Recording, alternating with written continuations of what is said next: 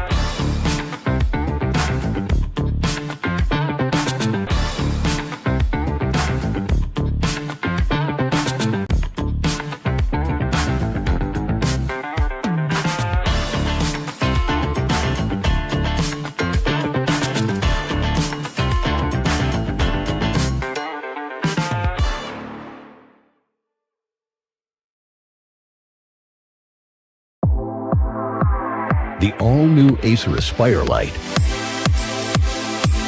with up to 13th Gen Intel Core i7 processor.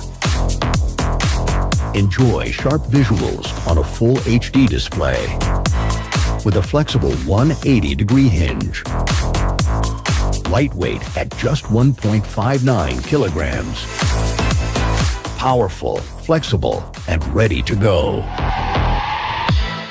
The Acer Aspire Lite with up to 13th Gen Intel Core i7 processor and a full HD display.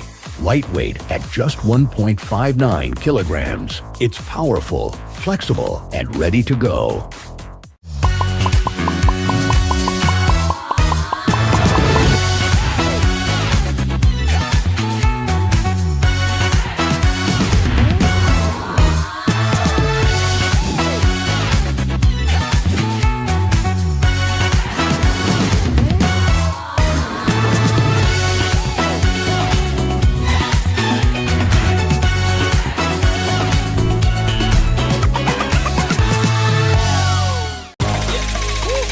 Acer Iconia.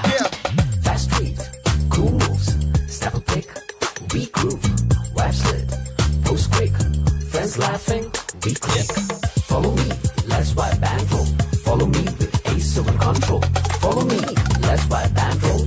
Follow me with Acer and control. Follow me, it's the Acer show. Follow me, it's the Acer show. Follow me, it's the Acer show. Follow me wherever we go. Follow me wherever we go.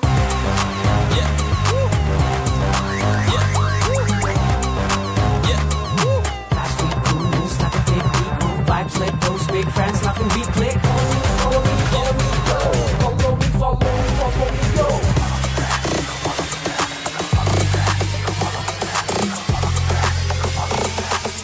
Acer Iconia. Follow me. Acer Iconia. Follow me. Acer Iconia.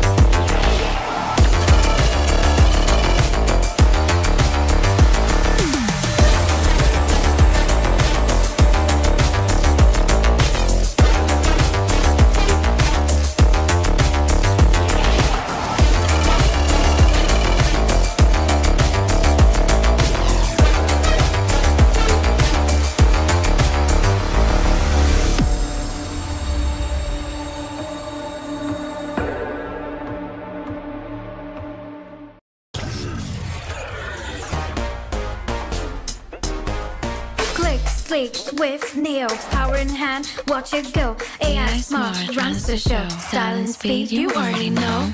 Lightweight game, heavy on mic. Work off late, it's just right. Color that pop, style and glow. Swift neo, oh, that's how we roll. Click, sleek, swift, neo, power in hand, watch it go. AI smart, runs the show. Style and speed, you already know. Swift neo, You feel me? lightweight game, heavy on mic. Work out, play, it's just right. Color that pop, style and glow. Swift neo, oh. Let it lead, let it grow. Turn it with every tap and glow. Swift neo, that's how we roll. On the edge, vibes up, you feel me? Swift Neo.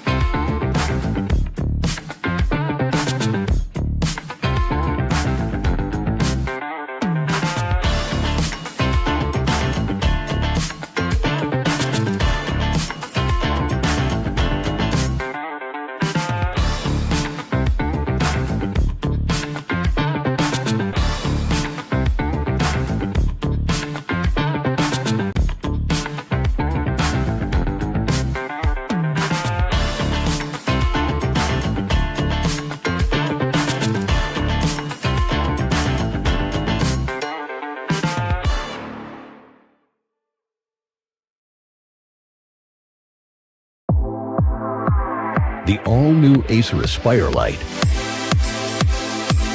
with up to 13th Gen Intel Core i7 processor. Enjoy sharp visuals on a full HD display with a flexible 180-degree hinge. Lightweight at just 1.59 kilograms. Powerful, flexible, and ready to go. The Acer Aspire Lite with up to 13th Gen Intel Core i7 processor and a full HD display. Lightweight at just 1.59 kilograms. It's powerful, flexible, and ready to go.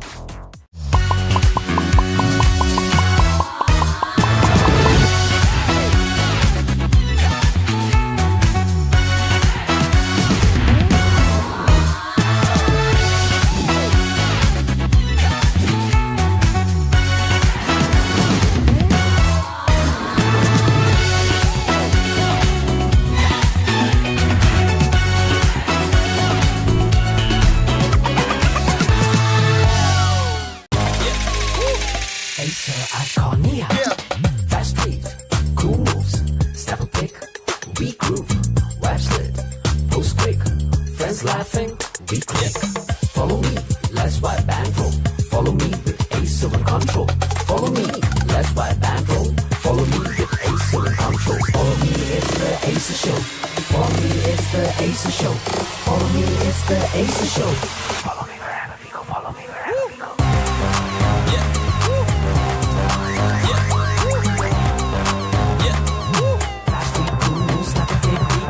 Flip those big friends laughing, we click. Follow me, follow me, go. Follow me, follow me, go.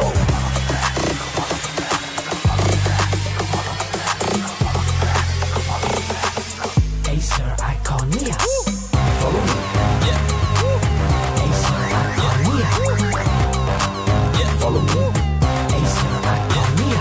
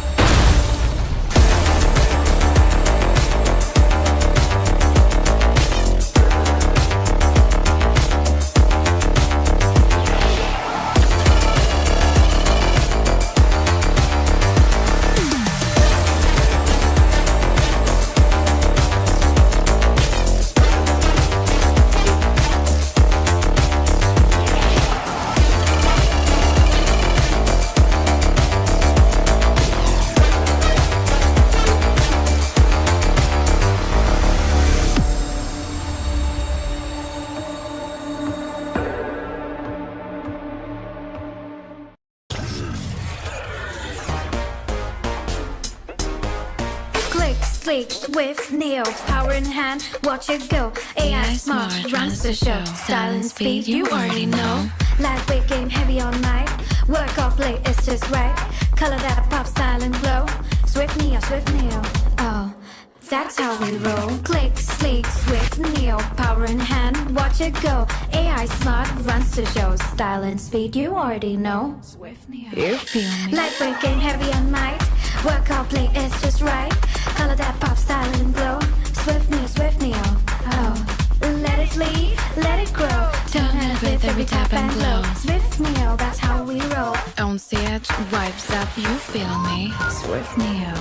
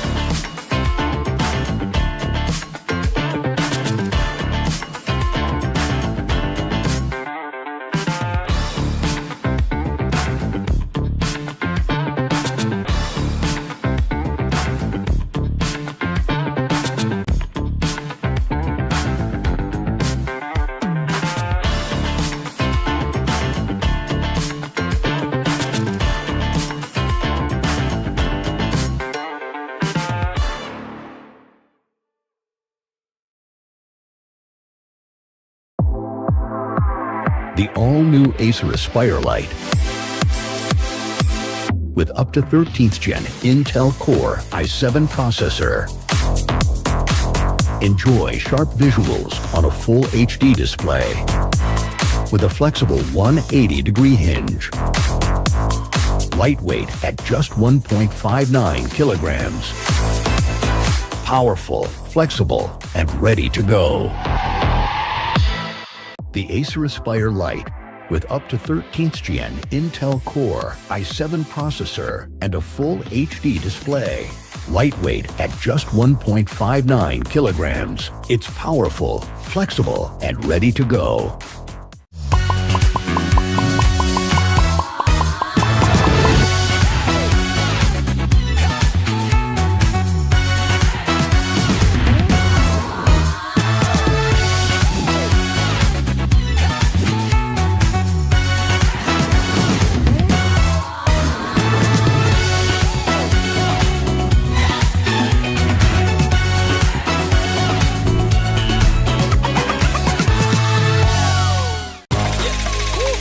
Acer Iconia. Fast tweet, cool moves, snap a pic, we groove, wipe slit, post quick, friends laughing, we click. Follow me, let's wipe bankroll. Follow me with Acer in control. Follow me, let's wipe bankroll. Follow me with Acer in control. Follow me, it's the Acer show. Follow me, it's the Acer show. Follow me, it's the Acer show. Follow me wherever we go. Follow me wherever we go.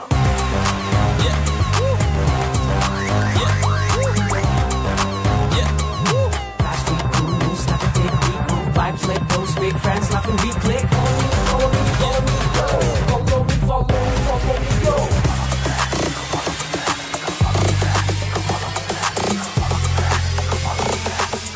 Acer Iconia. Follow me. Acer Iconia. Follow me. Acer Iconia.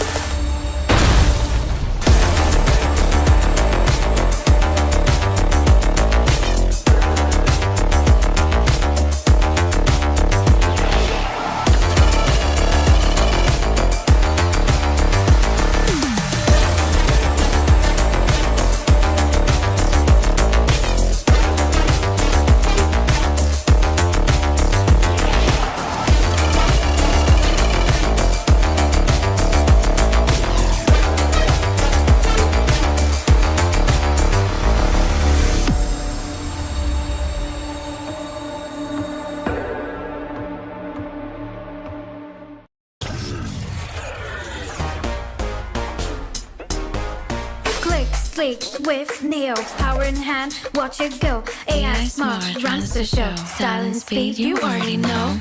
Lightweight game, heavy on mic. Work off late, it's just right. Color that pop, style and glow. Swift neo, oh, that's how we roll. Click, sleek, swift, neo, power in hand, watch it go. AI smart, runs the show. Style and speed, you already know. Swift neo, You feel me? lightweight game, heavy on mic. Work out, play, it's just right. Color that pop, style and glow. Swift neo, oh. Let it lead, let it grow. Don't have it every tap and glow. Swift neo, that's how we roll. On the edge, vibes up, you feel me? Swift Neo.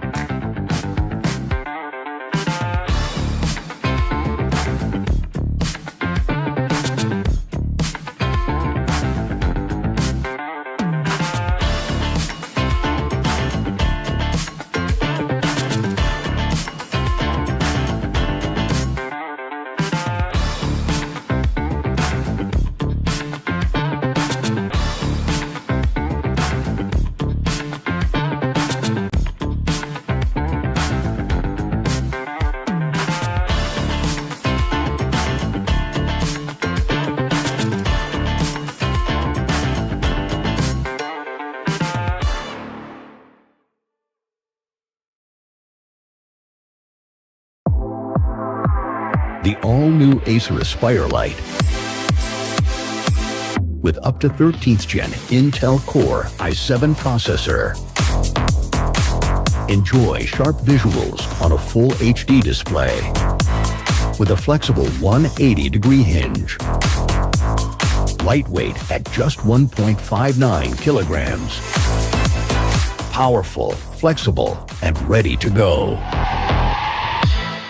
The Acer Aspire Lite with up to 13th Gen Intel Core i7 processor and a full HD display. Lightweight at just 1.59 kilograms. It's powerful, flexible, and ready to go.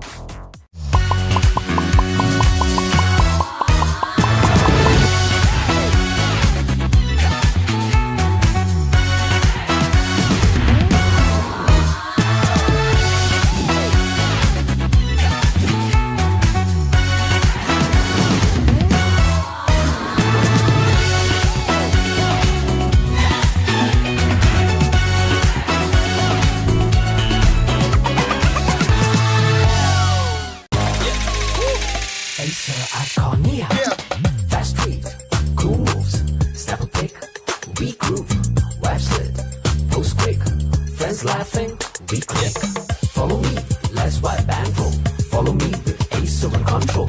Follow me, let's wipe and roll. Follow me with Acer and control. Follow me, it's the Acer show. Follow me, it's the Acer show. Follow me, it's the Acer show. Follow me wherever we go. Follow me wherever we go.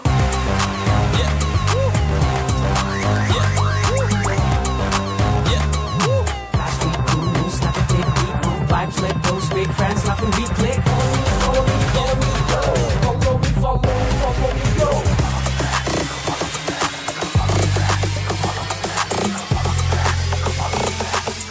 Acer Iconia. Follow me. Acer Iconia. Follow me. Acer Iconia.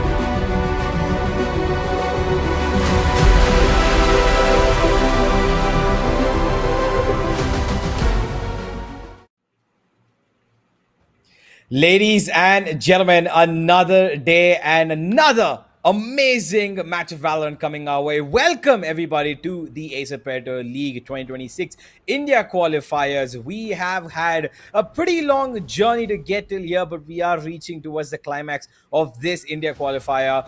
One team has already made its way into the finals. But before we talk about all that, I'm Universe, and with me is Aggressive, and we are going to be taking you through the game that we have in store for you today. But before that game, of course, like I said, one team already made its footway into the final. That is, of course, SADUL Esports, who did win their upper bracket match. Aggressive, what do you have to say about this team? Honestly, STUL proved to us that they are a force to be reckoned with. The fact that yesterday they gave us a little bit of a fright, right at the very end, that maybe they're not going to take that 2-0, maybe they're not going to be able to beat out GGEZ, but no, that wasn't really the case. GGEZ really did push them to the edge, though, to shut them down on almost all cylinders and nearly take that map number 2 away from them. But it was really on down to the wire. You can tell that overall that the teams were fighting tooth and nail to get to that grand final stage, and they had to go through a brutal format in the process as well.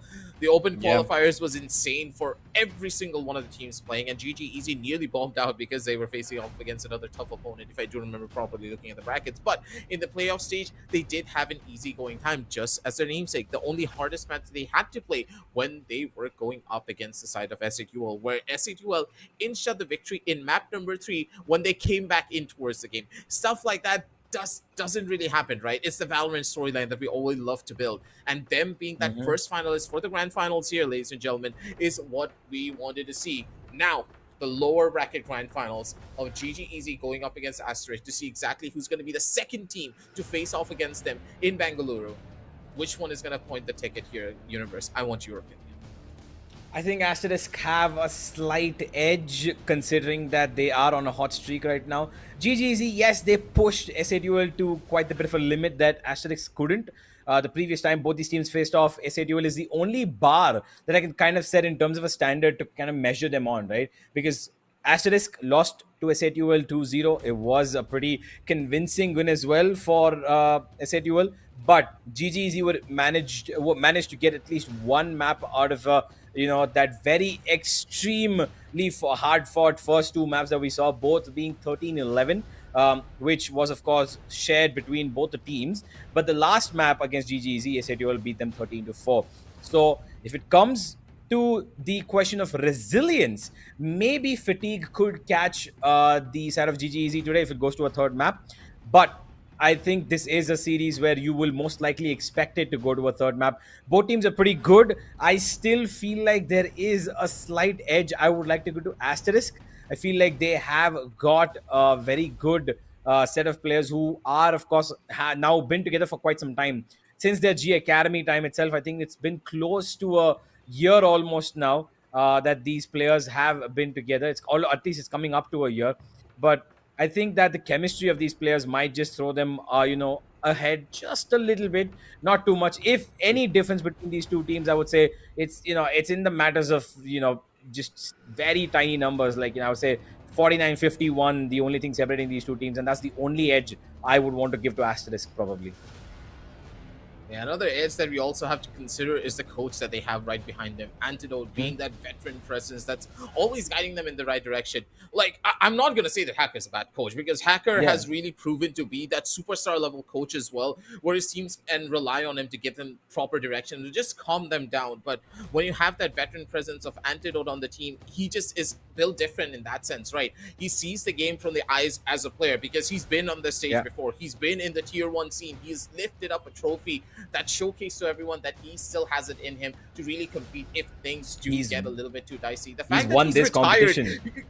Yeah. He's been here already, right? He's won the Acer Predator League in the past, so he already knows what it takes to get to that grand final stage, and he's now leading this young team in so many different directions. That's why I was a little bit shocked that they were not able to take at least one map away from SATUL previously in that upper bracket stage, because for the members of Asterisk here, this is a revenge story that they're trying to build, right? And in this particular revenge story, we have seen them in the previous tournaments that they played here in the TAC, that if you give these guys time to prep, if you allow them to really build a counter strat against you, they will be able to win. So GGEZ, they should be scared in the way that they approach this map. I'm hoping that they have a little bit of a different playstyle going for themselves, because I know 100% that the members of Asterisk, they've already built a counter plan to a lot of the strategies that GGEZ have already showcased to us for the map of Haven here. As you can already see from the map selection, it's still favoring the members of Asterisk drastically in the way that they're going to play. GGEZ, they should be worried about how they want to approach this map.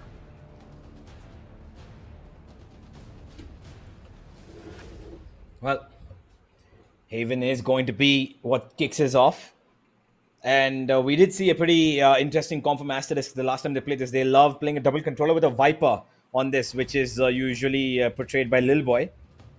And it was a very, cool pick to see, because it was the both of us who were looking at that game. And the fact that he, didn't use his Viper pit across the entire series of rounds that were played out until the very end.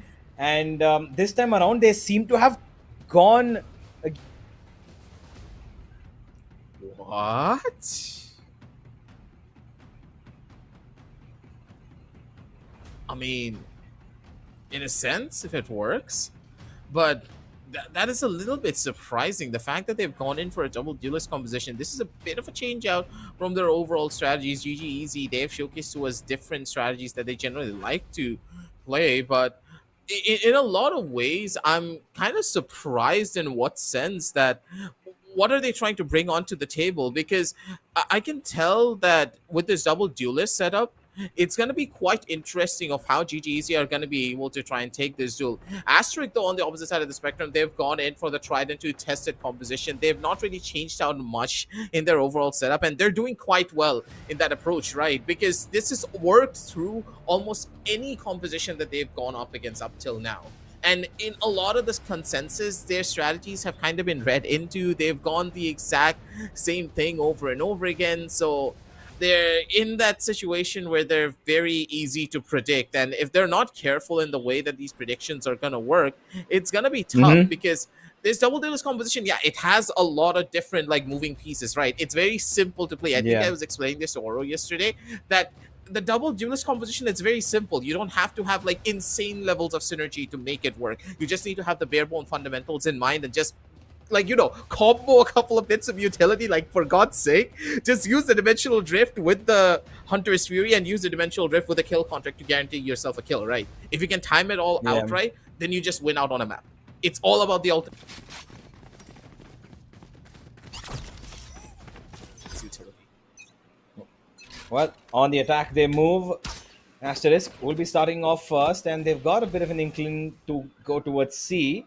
And they're pretty much right about this, because the defenders are right now taking control of A as much as they possibly can. A 3-man push on the other side, and DC is just going to throw in a tripwire, which already has been destroyed, and he knows that there's multiple players here now.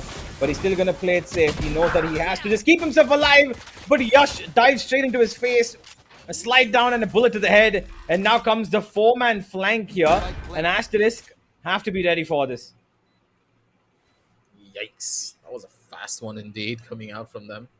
Quick and painless. A little bit painful, though, I would say, on the opposite side of it.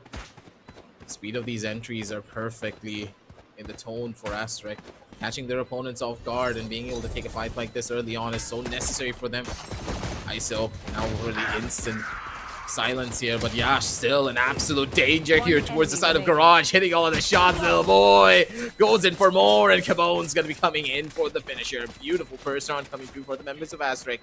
Now, this is what I was telling you, ladies and gentlemen. Those cracks that you have showcased previously in your overall setup, GGEZ, you have to fill it up quickly, because Asterisk, they've done their homework. Absolutely. A pretty simple first entry into the side, and the minute they got it, it was clean and easy for them to hold on to their postman position. Then the rest was just the work of Yash finding the first frag when they just came in from C-Long's head, and somehow he just wasn't killed at all. The rest of them were waiting and didn't even need to extend any more than they did. Once again, C's been left open. This time a little bit of presence outside of B and Garage here for the side of GGZ. And the Cypher's moved up already. He's got both tripwires invested in this round, by the way, which is an interesting aspect, considering that they did lose the previous round, and this is an anti-eco. And Kibo In the midst of all this, has already walked into C, has spotted his alter ego, Vibhor, continuing to constantly keep the pressure on him. He's gonna have to just give it up away. Seaside once again taking control of. In the midst of this, Karam is found Markavelli in his small little venture towards mid. And while he's gone down pretty down low, it doesn't really matter at the moment because the site's already been taken control of. And these classics, they don't seem like they could do more than probably get one kill max here.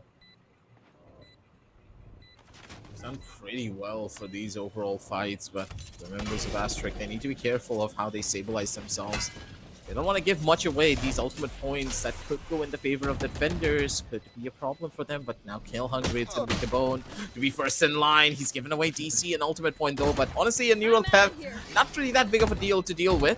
They need to be careful about Yash though. He does have a Vandal in hand and he cannot lose it. Instantly running away here from this fight there. Everyone's going to try and die to the spike. Two players do drop, never mind. They've dealt the damage and this is huge coming out from them. They died to the spike, they deny 2 points and they were able to take out 3 players and their weapons. Honestly speaking, GGEZ, they've gotten more than they could have asked for in this particular round. Yeah, the fact that they actually got away with 2 there, Asterix probably didn't really need to peek out. Ryzen and Karamel could have held their ground. Karamel, although, didn't really have a weapon, so that's okay. But the Spectre has been dropped. It's just a 1 weapon though, so reinvestment is not going to be that much of a trouble here. And Yash already has himself available with a Vandal. And considering that he's already built up half the orbs required for his ultimate, he's going to be on the lookout for more. He's been sent towards mid this time for a bit of a search mission. Nothing in his eyesight just yet as Trinity holding on that line. But once again, the right read here from Asterisk. Coupled up outside a garage, and here's the trade. Kohli will get taken out as Yash also goes down. But they've lost the controller now, and that's a big problem. Can't really hold off this B side anymore, and Karamel will force the fight, and Trinity's gone straight down. Retrieval was his option, and he will get caught in between of just that. And now Asterix once again with the plant, choosing to go for the post plant outside of B instead of just trying to keep control of site here. Is this going to be a problem for them? It might be. They need to be careful. Oh, the one way. They're gonna go with this one next. This is a little bit bad here, Karamo. He gets away with murder, daylight robbery, as he just keeps on hitting these shots. Put this man in jail. Because this guy is just stealing away rounds from the members of GGEZ. But then again, if your defensive sightlines, if your security system is this weak, they deserve to be robbed like this. Because Karamal single-handedly just turned it all around. Just look at this guy, the raw mechanical skill on Karamal, ladies and gentlemen. It's a sight to behold. As Asterisk, they're firing up on all cylinders. And mind you, this is not even their map pick. And GGEZ, they need to try and find an answer quick because these rounds are just being taken away almost in front of their eyes.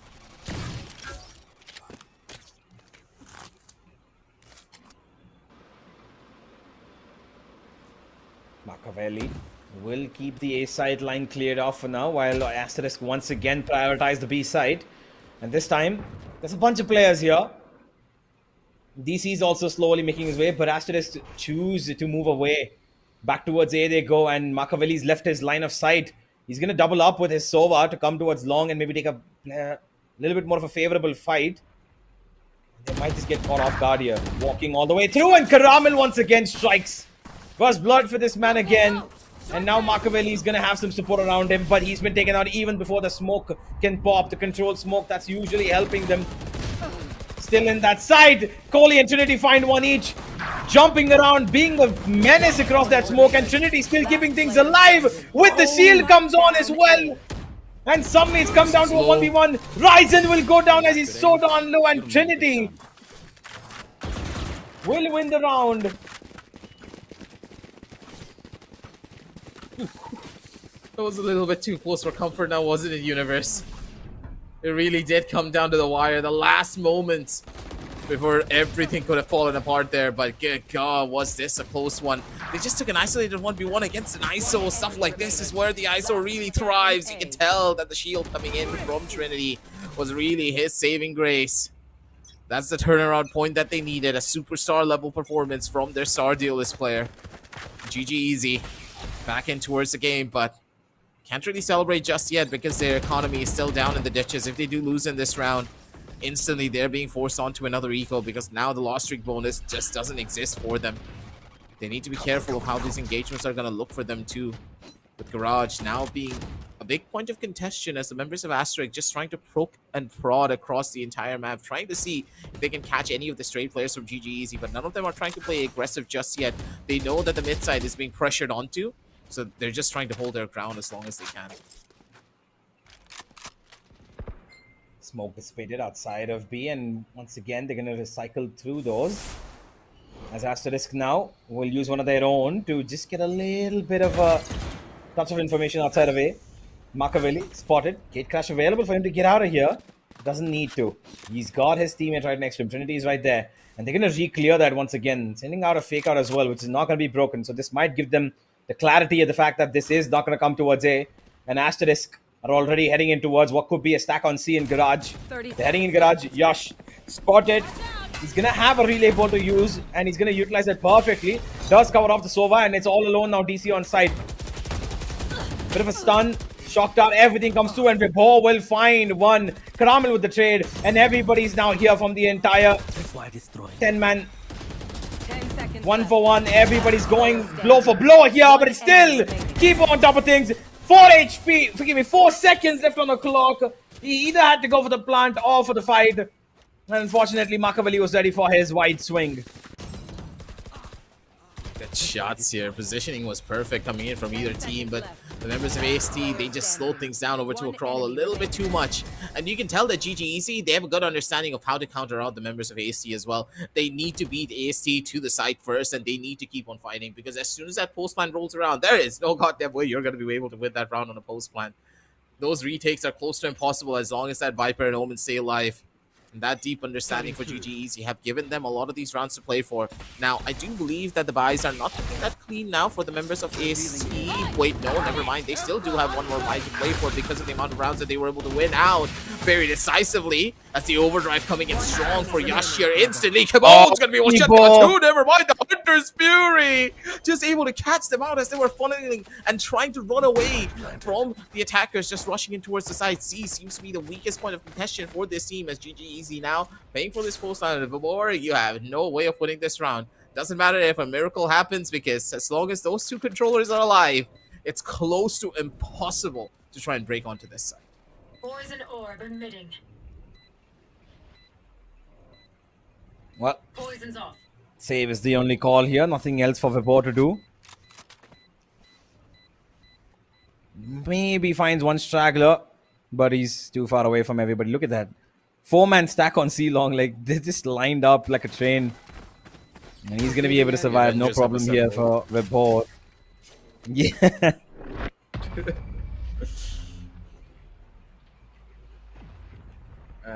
The good old days when there was a Sage wall that you just utilized to scare your opponents. I still remember, right? When we were doing the Gauntlet series a long time ago, there was a moment where a Sage just walled her entire team up. I don't remember which team was it, but it was such a long time ago.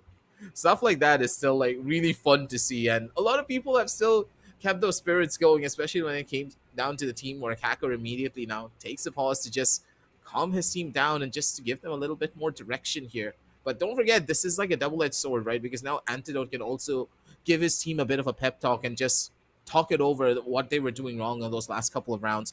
They've really showcased that, hey, the C-side is the weakest point for them. But now that GGEZ have finally found out what's going on wrong, are they going to try to play a little bit more aggressive towards the mid side to just stop these C players from getting full control of Garage and also C long almost instantly? Well, this is going to be an interesting turnaround. Hacker, what direction does he have for his team? Maybe utilize that ISO ult to be aggressive, find one out. Is Trinity confident enough to do that? He has been working it well so far. That one round in a 3K where he won the round. This time around though, probably not for this round, but for the next round, he definitely can for sure couple it up with the Dimensional Drift and turn it around, because Machiavelli will definitely get his ultimate in the next round. Maybe this one itself. Scanning ahead. Oh Knowing them, it's not gonna be as unexpected. Risen just messed up his teleport, I do believe. Yeah, he actually did. The teleport was just a little bit off there. That's gonna cost his life in the process. That's a big kill for them to find, but Yash almost instantly answers. Good shots here coming in from Yash. He's looking for one more. Trinity, though, turns it around. Never mind, Karamo doesn't really find the kill. And these sheriffs are singing the song of death that we all love to hear. Swing out, up and ready. They're still able to find these double peaks to work for them. Yash now caught on an island. Doesn't really have much. The fast lane trying to be utilized to instantly go in for the turnaround play. This is down over to a 2v3 situation. The weapons cannot be retrieved as easily, but look at the Cypher, look at the position that he is holding. And the members of AST, they have to be aware of this one. They already know that because of the extreme amounts of aggression that they have showcased towards the A side, one player has to be coming in for that flank, so they have to make this push in towards A. They don't have much of a choice, and Vibor, just an absolute unit to try and fight up against. AST, now they are bleeding, especially after that pause, but Yash still has the spike in hand, so can make a rotation happen. Go on towards C because the Cypher's already given away his spot. That means that C is completely open and easy to go in for a plan. Yeah, but Vibor's already made his way here. They've heard him as well. There comes the recon. Yash will have to wide swing this. Vibor's timing on the rotate was absolutely spot on. The minute he saw his Cypher die, he instantly ran all the way across the map. Good round there from GGEZ. All thanks to Vibor and Trinity. They started things off here. Vibor was the first one. Trinity doubled that up. He found 2 on that A side. Very important. And now they've got 5 ultimates to play with in the next couple of rounds. This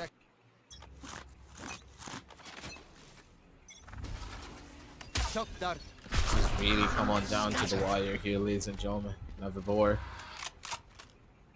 he's going to be in an interesting scenario. I'm pretty sure that they have heard the fact that Ryzen's up on top of this lane here. To be careful of where they're going to go with this.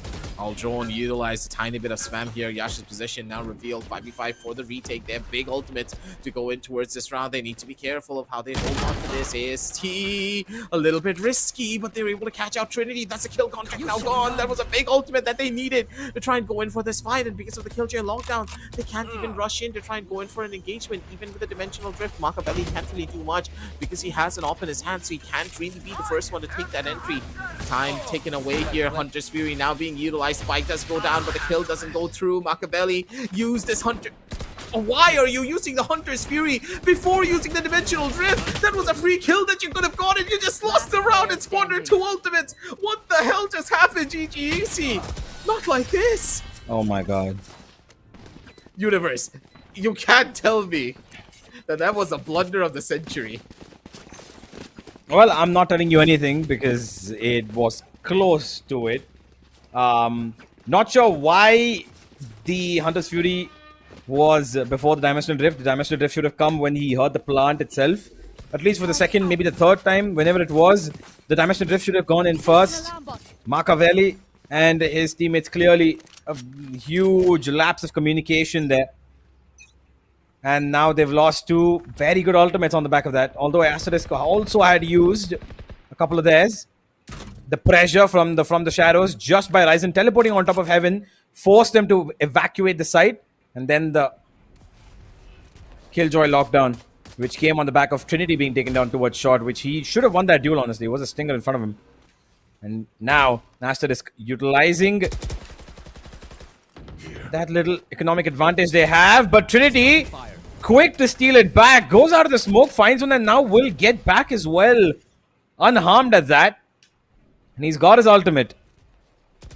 Can kidnap somebody into a favorable 1v1. But he's got no shield at the moment. And he's got information to wait for. Machiavelli at the meantime is holding on towards A. So Asterisk now are just going to probably come and slightly poke around this A side with Keyboard's utility. The Viper wall being raised as well. That's going to keep Machiavelli busy for a couple of seconds as the rest of Asterisk now hoping that GGEZ start making movements. And as we look at it, the ultimate's been used from Trinity and it's gone to waste.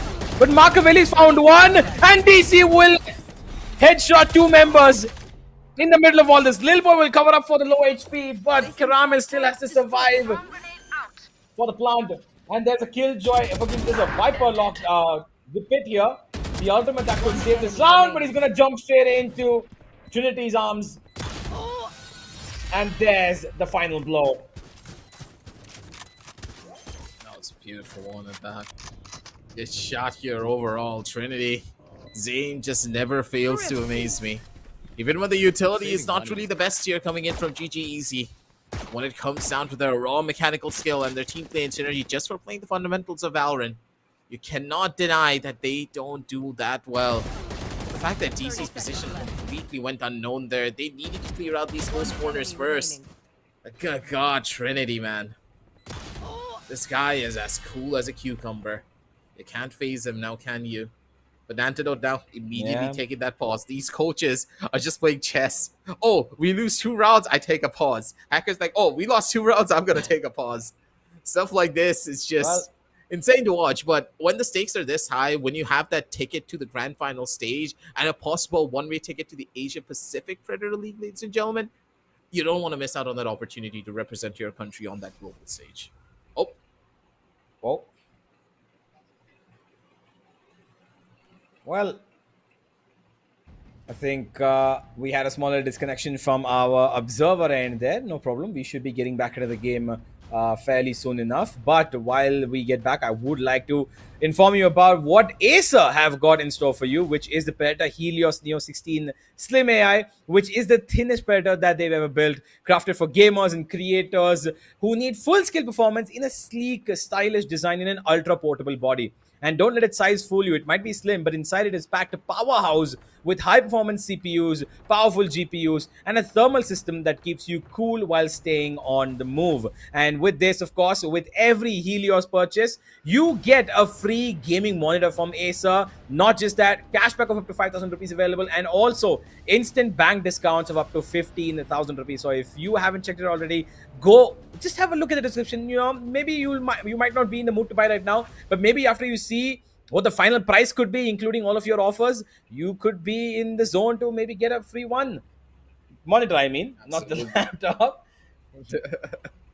Yeah, that free gaming monitor really does give you that extra incentive, right, to just get yourself a Helios. And hey, maybe it could be the thing that jumpstarts your Valorant career to go up against the grades of this caliber. Don't forget, ladies and gentlemen, one of the players that are in the upper brackets headed its start of his journey on the other foot, but we're going to be talking about that later because already the round is continuing here for this fight. Yash is going to be the first one to take the engagement here with DC. Good God, that's going to be a triple kill coming out from him, holding down the line from the defensive end. It doesn't matter what the game plan was, it doesn't really seem to be working. Never mind, maybe Yash is going to be the equalizer for it. Close on the angle, it's going to be Machiavelli with the first. He's looking for more, and he's going to whips out classic to shut down Yash. Was already at low HP, 5-5 as the members of GGEZ. They got that perfect lead and they completely stacked up on that Acer. Yeah, DC, I wish you could see his POV, what exactly he pulled off there. But by the looks of it, clearly everybody just kind of lined up and he swung out at the right time. A winner for him as he levels things up for his team here. 5-5. Haven seemingly like to close the first half with no differences between the two teams, but Machiavelli could give that in the dent. Smoke prevents him not too far away, that shot. Well timed as well. But Asterisk, having spotted that up, now have to go away. No longer want to challenge that C-long side, and with these secondary weapons that they've got, have finding B as the most favorable spot for them to kind of make an entry happen. And Kohli is here ready for it, but there's an overdrive being sent. He will get away though, safely. And the Viper Spit has been put up here for a Hail Mary round with a couple of pistols, stingers. This has to be a big round. Asterisk also have a Hunter's Fury on the back of this. And Karamin needs the first shot to connect. It unfortunately won't. He won't be able to do what Starlet did, but he's at least dropped him down pretty low. One after the other, they're going to jump in that Viper Spit. DC and Vibo find one more each. Ryzen's going to get one. Vibo takes him down. It's a 1 versus 2 now. And the Hunter's Fury might just save this all from happening. He gets the tag onto the 1. Waits for the second. Jumps up in the air to dodge DC, but he is inevitable. Another 3k for DC. as he puts up the lead for his team. Last DC round is in an the half. absolute powerhouse of a player, honestly speaking. The way that he's been consistent throughout this entire tournament, racking up MVPs after MVPs for GGEZ, just goes to show how incredible this one player has been for their team. And to look at the utility usage overall too, the fact that they had absolutely no fear of the Viper Spit being utilized on the B side. Arguably a little bit questionable though when you think about the 2 universe, that who in their right minds would try to go in for a Viper Spit set play on the B side like this when you know that when you know that there's a converging pathway with the B and C link that A and C link that you have to worry about. A bit questionable for the overall strategy from the members of AST, especially with GGEZ having ample amounts of utility to try and catch out that Viper from these different positions because of the dimensional drift and of course the kill contract in hand. But even then, AST now given the chance to try and equalize out the scoreline. Lost out on their first player, Caramel. Nonetheless, therefore, Trinity beats the timing. Possibly a kill could be coming in, but Caramel instant for the kill. But the Hunter's Fury from Vibor finds value. That's Caramel now being sent back down into the graves, and that was a big ultimate that they had on their side too. That's a Killjoy lockdown now no longer being available in the last stage of this round. I'm out of here. They're going to buckle up on this A side pretty easily, and Machiavelli is coming on the flank with an AWP. That's a Vandal to pick up, but I don't think he's going to cross that without seeing Yash in his eyesight, and he will take him out as well. Flank now, a big problem. But they're going to counter that by going all the way towards spawn. Force a fight onto Kohli, and he's only good for the one. Machiavelli now up for a clutchable moment. Looking for any stray bullets that he can connect. Oh, informational jump. Unfortunately, he gives away his own life. It was risky and it didn't pay off. Like I said, it's come to the point where nothing separates these two teams as we end the first half of this series.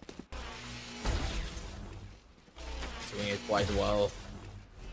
These squads just are absolutely at each other's throats. And you can tell that as soon as one side adapts, the other one instantly is able to answer back. And it's these moments that really just are all over the place. The members of Asterisk are now on an even Steven scoreline, as now this has turned from a RO24 into an RO12 pretty much, as both sides are now just fighting to get to that closing moment.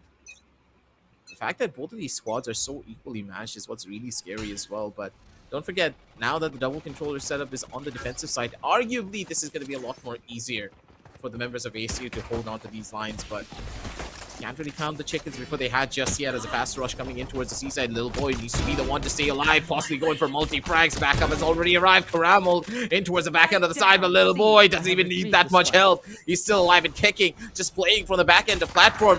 Beautiful crossfire being set up, but the shots just don't connect somehow. They turned this one around. Wait a minute, even though Little Boy, he found that double kill. The members of GGEZ, they win out on their duels.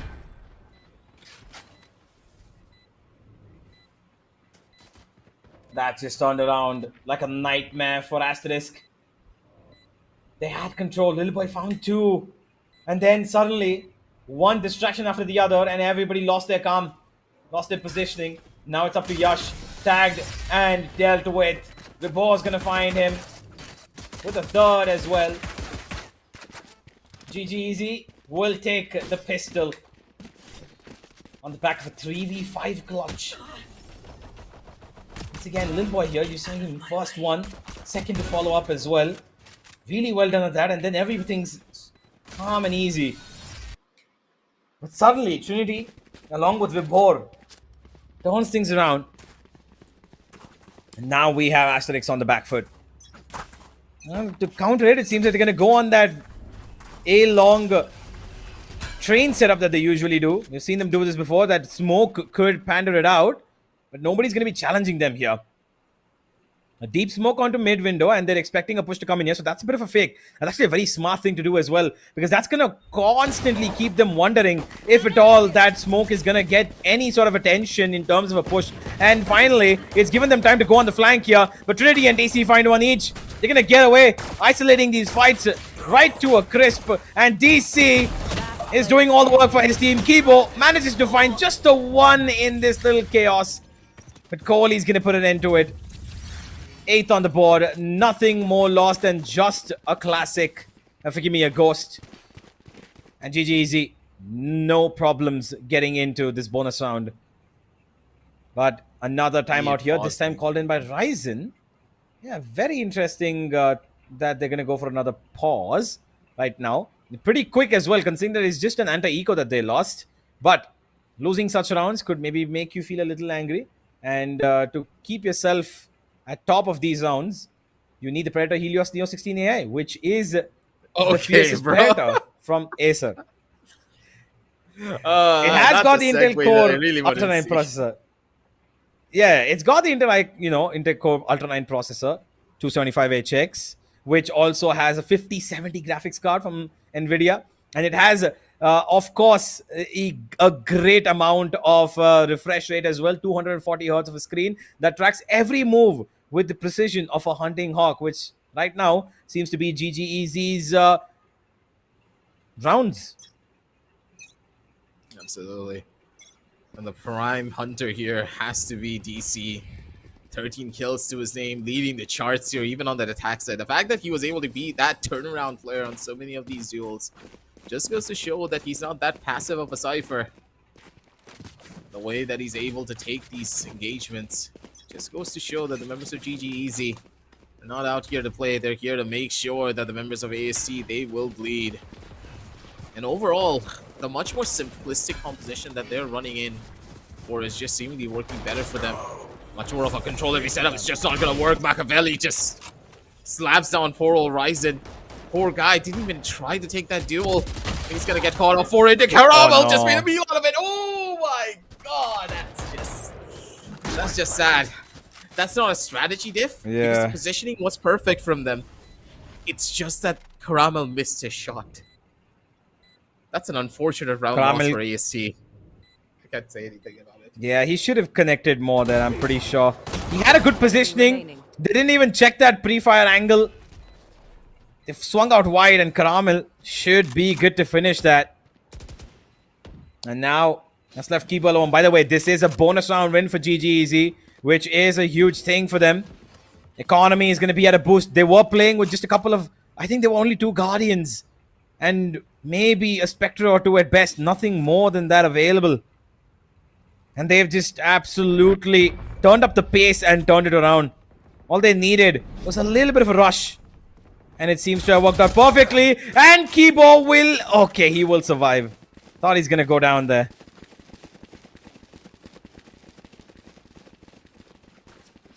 It's quite interesting. Even then. Members of Asterisk, they are kind of down on pauses too. Think about it. Because of the pause being taken over that early, now Antidote doesn't really have a say on what's going to happen in the rounds following this. This is not going to end well for them if they're not careful. 96 on the scorecards as AST. They need to try and mount a comeback here almost immediately. Otherwise, things are not going to be looking that clean for them. Seaside now ripe for the picking. It is going to be their members just trying to hold on to this at the bare minimum, but with no one playing towards the Seaside and everyone else from AST trying to huddle up together to get a little bit of a clearance towards the side of Garden, everyone's opting for a flank, and it's going to be the Sova who takes the first fight. Vibor, he's got an instantaneous kill here. He's still alive. He's getting more here. Vibor with the double in towards the back. Ryzen finally shuts him down, but the Sova still, the Cypher is still present in the back to hold on to that line. Even though they have the man advantage, the fact that there's no pressure coming in from Ceylon, they're all following through one singular Cyclone, and Trinity is just going to mow them down almost instantly. No way through. Damage has been done. Kibo once again left with his Phantom to save it. And Asterisk, round by round, seem to keep crumbling. Has to run away. Kibo pressured across from every side here, but maybe he just about manages to sneak into the next round with his life intact. And he will. GGEZ keep the pressure on. It was an eco, of course, for Asterisk, but this 4-round stitch up has them in a bit of a spliff. You're gonna have to turn things around now with maybe a bit of an aggressive attack, which could come outside of A. It looks likely, I do see Kiba out there, maybe holding on the Hunter's Fury to give some space to the Neon to run through. But on the opposite end, Kram is going to make a move forward with the alarm bot deep in, and there goes the A attack. Well, they've got control of A. It's a right read from GGEZ. Now they're going to go the other side and try to take control of what usually was even their game plan. To leave C on a retake, which DC was often doing. And now while the setup's been changed from Asterisk, DC once again on the move, making sure that nobody catches his eye outside of B. And Karamel's holding his ground for a walking Trinity. Totally shot out. That's going to be the opener that they needed. Members of Asterisk showcasing that yet they're not going to giving this one up anytime soon. Hunter's Fury is still available for the attack side, and this is going to be quite important for them to hold on to.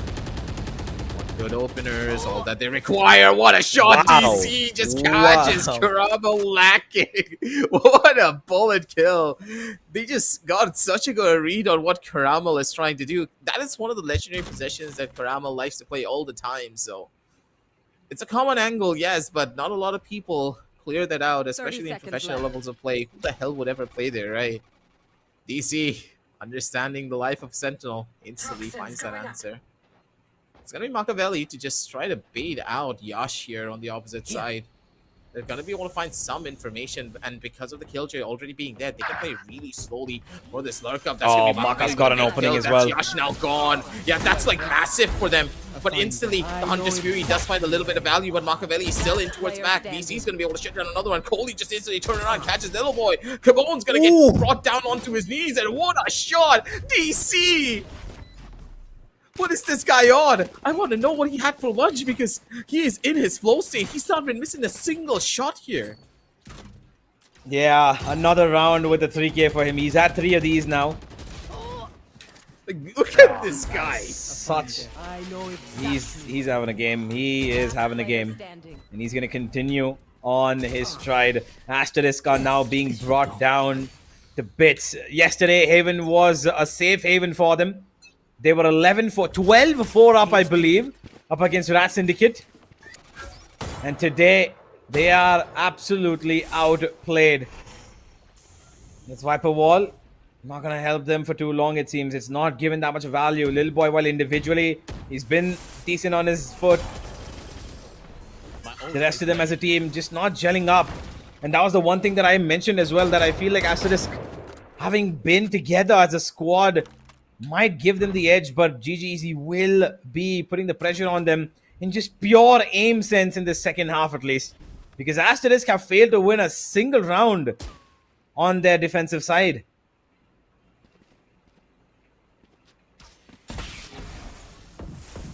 It's just difficult. The wall goes a lot up. of these engagements. DC, no way! He just used the enemy Viper's wall against him. Asterisk. There is no way you can try to get this game if your opponents are using your own utility against you. Poor old Yash still wasn't even expecting it.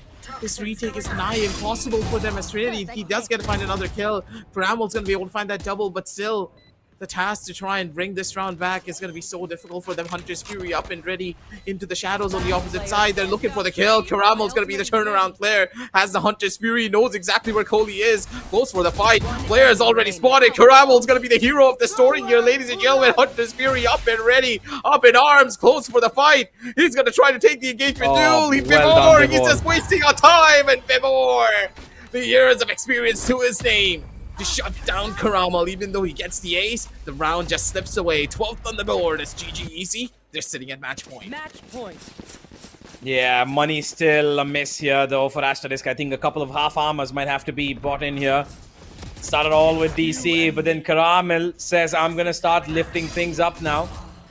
Gets the weight on his shoulder and stands up to the task as well. Unfortunately, all the isolations in the world for him will not be working for more than just an ace. Just an individual clip for him to keep and post on social media, because the round has bited away.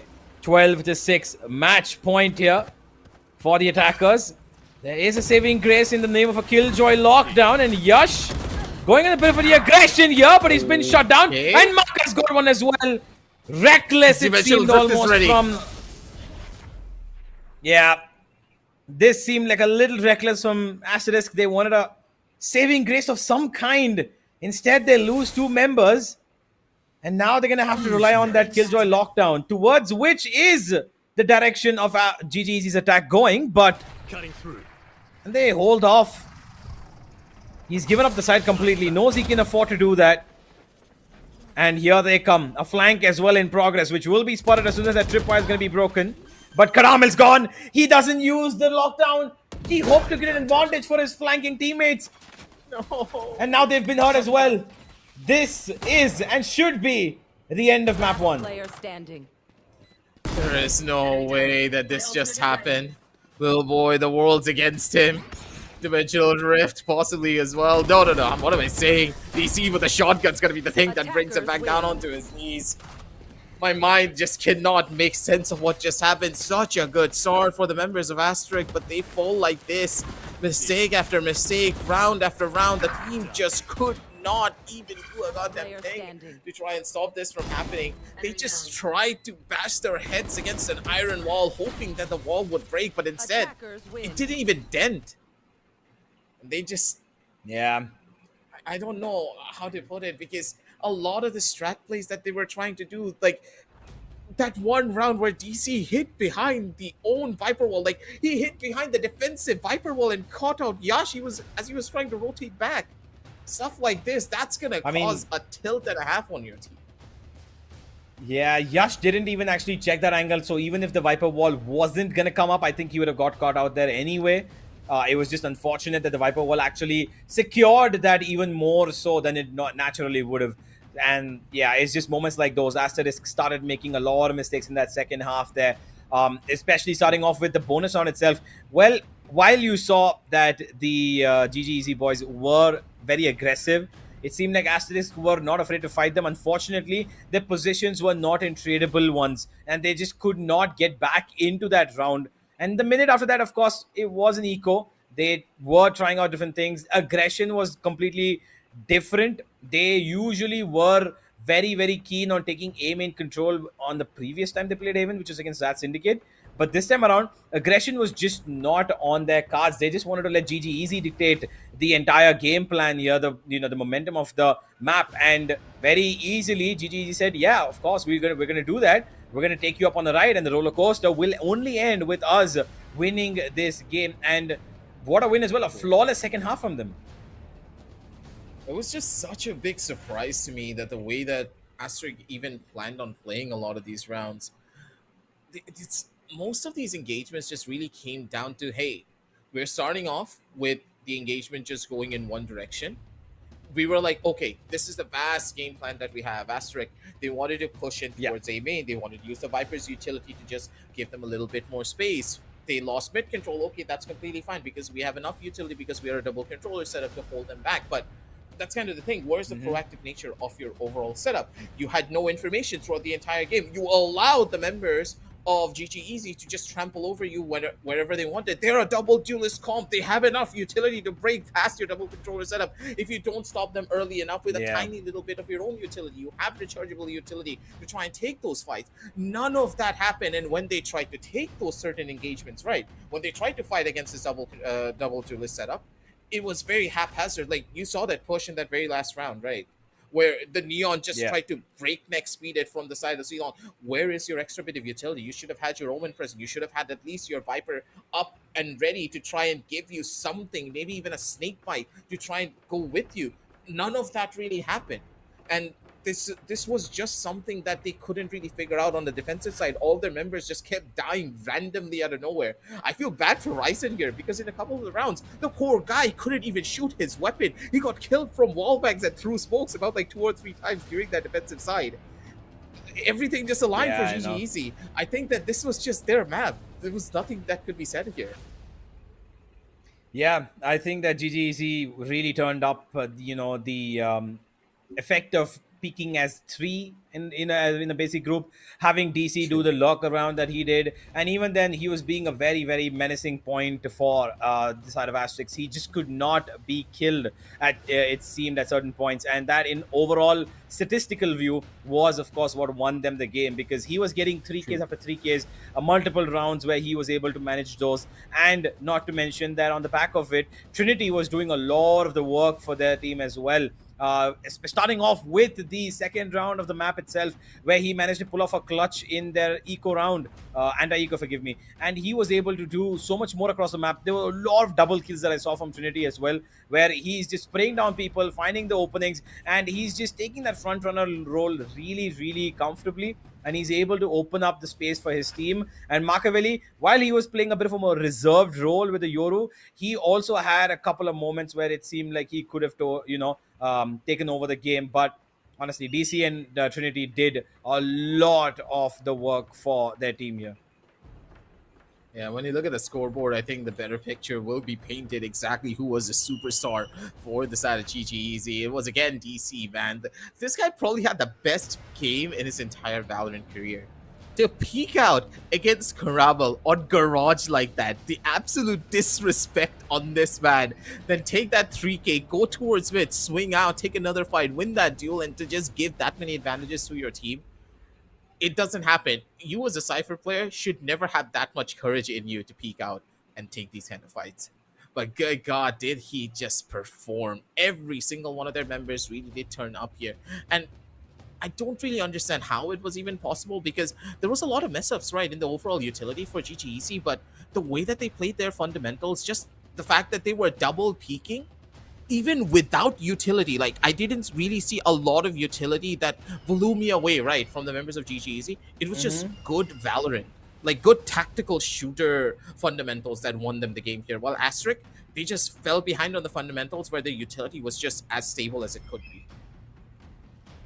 Yeah, while Karamel will take away the MVP for himself on the back of a nice little ace that he got outside of a B. It's unfortunately not going to mean anything, because he needs a map win here. And that next map is going to be a little bit more difficult for them. Momentum right now resides on the side of GGEZ. And they're going to feel confident while they go up onto their own map pick now. By the way, this was Asterisk who chose Haven as their first ground to battle. And we will now await what's going to happen on the second map. Ladies and gentlemen, a short little break, as we will be right back to see whether or not GGEZ make their step into the final, or is this going to be turned into a 3-mapper. We'll be right back.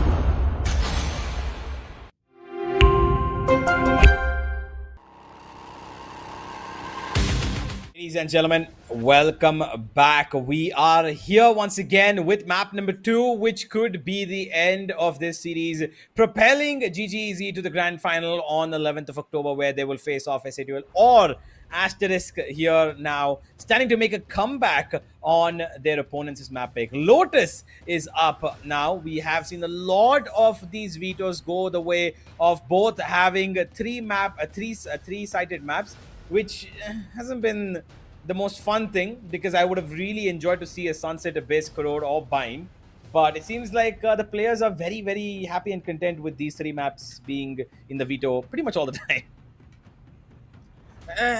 This is kind of where the fun really lies, right?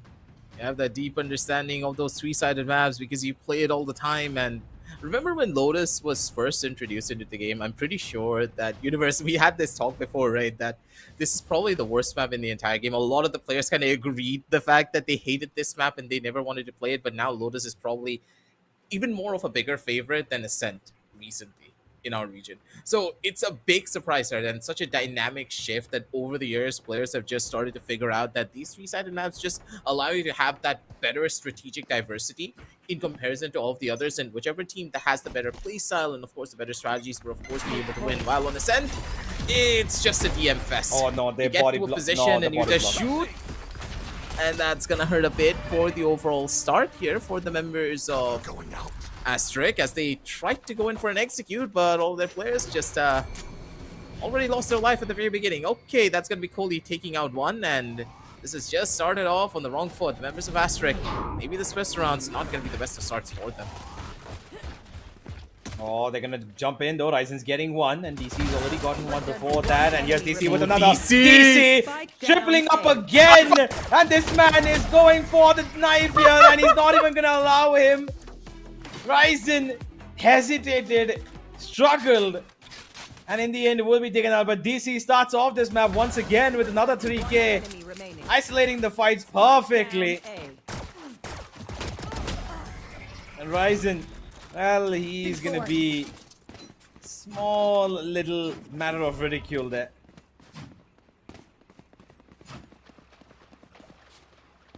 Yikes. You don't really want to be in a situation like this where opponents are just coming out to try and get you with a knife. Slight bit of a difficulty for them, as Gibbon's going to be the first one. Up close and personal to try and take a duel, but they're just going to keep on falling. Every member of GGEZ, they have such a good read here. This is not what we expected from them. Pretty good and a fast take. Ramel's going to be able to shut down one, but instantly it's going to be Machiavelli come in for that big save. Okay, this was a little bit risky, Machiavelli, if he lost that Phantom there, imagine. That could have hurt. But they didn't bulldog either. They didn't pick up the bulldog either, man. That is horrible right there. Should have been able to bulldog, honestly. That could have been worse. Yeah, we'll have to reinvest here, and they're going to go the attack once again outside of A. And we've got Asterisk now trying to poke outside of B, it seems.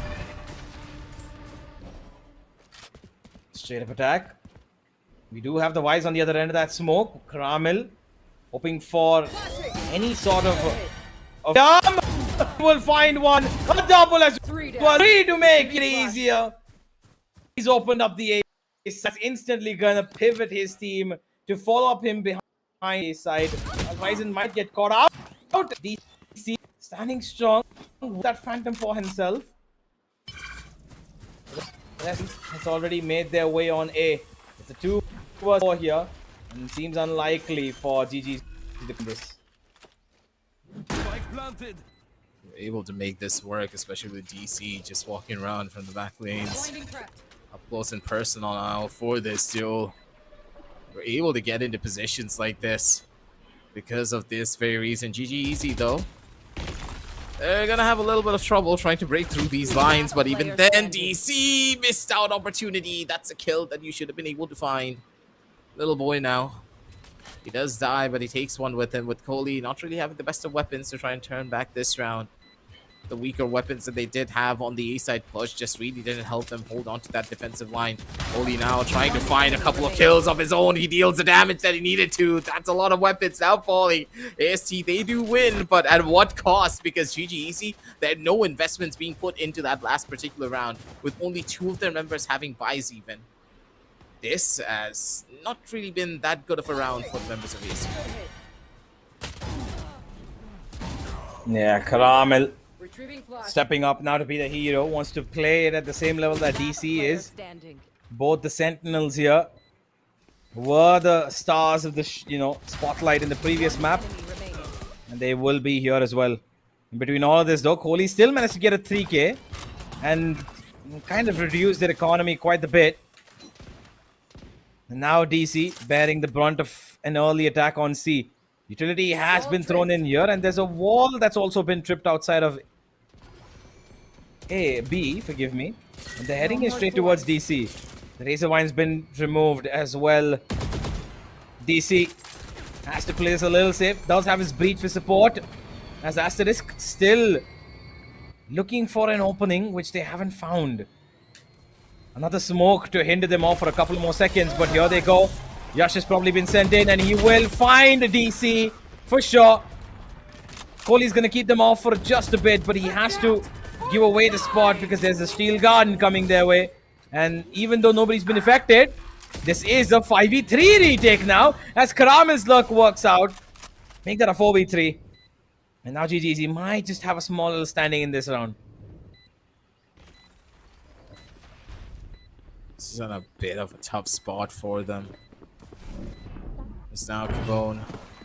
He's gonna need to try and take a fight already for the positions, and the openers, good God, they just missed out on Little Boy. He was so close on the angle. You can see the size of relief on all of the players' eyes. As GGEZ nearly just got away with a possible round victory there if Little Boy wasn't able to get out in time. A little bit dicey for the overall side push, but members of Asterisk were able to turn this one back on their own home pickup. Seemingly, it's going to be the map pickup from the members of Asterisk here, the map of Lotus. So, GGEZ, they have to be careful on what could be waiting for them in this particular sideline. But overall, for them, what's the next plan? What's the next push that they want to do? Because GGEZ, they don't really have the best of weapons, but it doesn't really mean that they can take a fight still. They have full control of A lobby as they've slowed down over to a crawl, and now the members of AST understanding that A is not really the best of sites for them to take. C is wide open and open for business. Open indeed. Here they go again. C's open and empty. Well, the wall's been triggered. It doesn't really matter. Nobody's here to kind of make do good with that. It was just an informational barrier put up there by DC. Everybody else now coming on the flank except for the Fade. And that might be something that Yash is waiting for. He wants to take a fight here. He's got a stun coming his way. A light bit of a tug. Gonna push him out. And here he goes. Little Boy gets a little extra control while Yash takes care of the flank. And that's changed up the round here. No damage whatsoever. Markavalli may be good for one. No, nothing at all.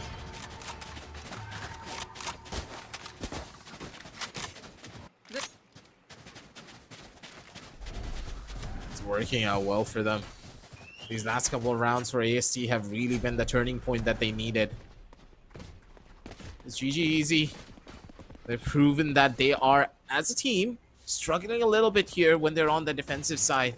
Well, Asterisk really showcasing all the hours that they put into this particular map. Historically, it seemed as though Haven was a map where they could never make any mistakes, but attention has turned over onto Lotus. Retrieving flash. A little bit difficult here at the end of the day, but even then, not impossible. GGEZ now taking a little bit more of that aggressive approach, sending their players out much more deeper to try and get information early on, but with 4 members on the opposite side of the map, they need to make an instantaneous rotation happen. Now it's all about the timing.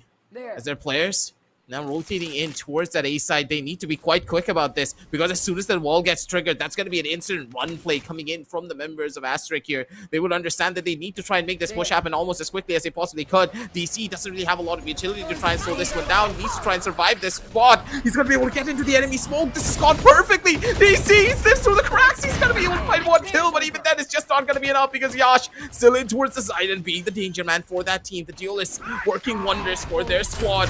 Rolling Thunder now utilize the players getting caught off on an island. It's going to be Trinity with 1. Trinity looking for the second. He's going to be able to find the showstopper on his shoulders. Now he's looking for the final kill. And Yash, now scared, trembling in towards the corner, trying to stay alive. AST, the hopes and dreams all rely on him. Yash has been in this position before, but with 1 bullet and a dream to his name, he needs to find the kill, but Trinity just snatches it away. A 4K for Trinity, and GGEZ. They take this round for themselves. On the How the hell did that turn around? Just surviving and getting a kill.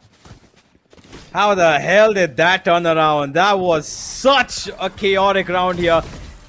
DC stayed alive for so long, but Yash managed to get 2. It came down, but the Rolling Thunder seemed to change the game, and then Trinity did the rest of the work. Gets the first, manages to find a second, the showstopper inactive. And then in the end, all he needed was to waste time for Yash to make a move. And while he was forced to do it, Trinity finds him at the right spot. The Rolling Thunder now, though, active for the attack as well. He was going to keep that in his back pocket in case he needs to regress on A.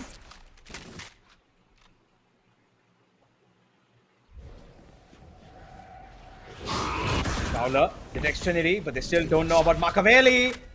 Paranoia, really well timed, keeps them across for a couple more seconds, but Trinity's got a nade, and that nade's gonna do a good chunk of damage maybe. They've got a raise flying up in his face here. Trinity has to keep himself alive, but he's got too much pressure. Keeper will find the board on the back of it as well, and Lil Boy with his from the shadows manages to get another. Paranoia is gonna make that easier for Ryzen to take him out.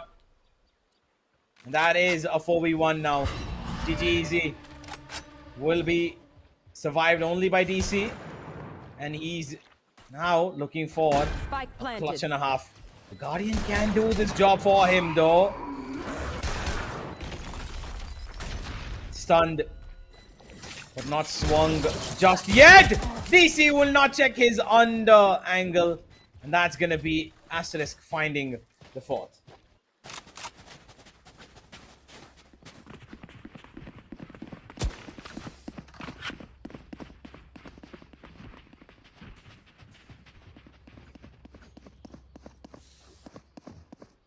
Well, Steel Garden available on the side of GGEZ to this time make things equal at least when they go in for a retake anywhere. Seems likely on the C side, but Asterisk are not really keen on charging there. Want to give a bit of a poke on B, it seems. With Kibo holding down that fault line, and Kohli, I think he's realized that and he's instantly gotten away. Bring them down. The Prowler just clearing out the outlines of B side. Karamel. Oh, he's almost spotted, but he shot instead. And they know that he's here. They know that he's the one who's been lurking outside of A for the most part.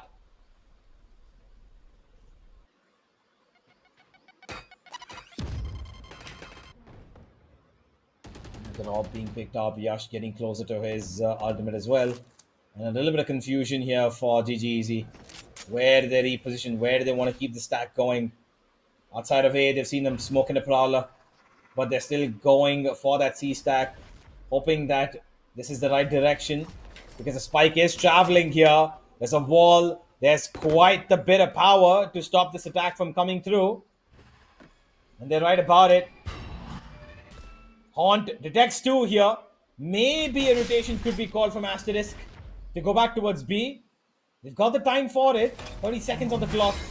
Wall triggered. 30 seconds left. And a smoke once again. Asterisk not giving up just yet though. Nightfall comes through. Yash flies in. Yash and he gets the first frag. He's been stunned up though. Trinity good for one. Trade's coming in. Trinity get another. Vibor will find one as well. And now he's alone. Has to win this. He wins it. Keeps himself alive. He's got the Nightfall if he needs to use it though. All he needs to do is stop the plant from happening. And he's playing this to perfection. Vibor has got this in the bag, it seems, almost. And he's got it. Oh my god, how does Karamel win? Not win that. The bullets did not connect, and somehow, some way, Vibor, presence of mind, will win him the round, and Asterisk will be kicking themselves. And Antidote's definitely not happy about that. A timeout's been called in. It's a call for a bit of a calm down here. My god, Karamel's gonna be kicking himself that did not connect earlier on.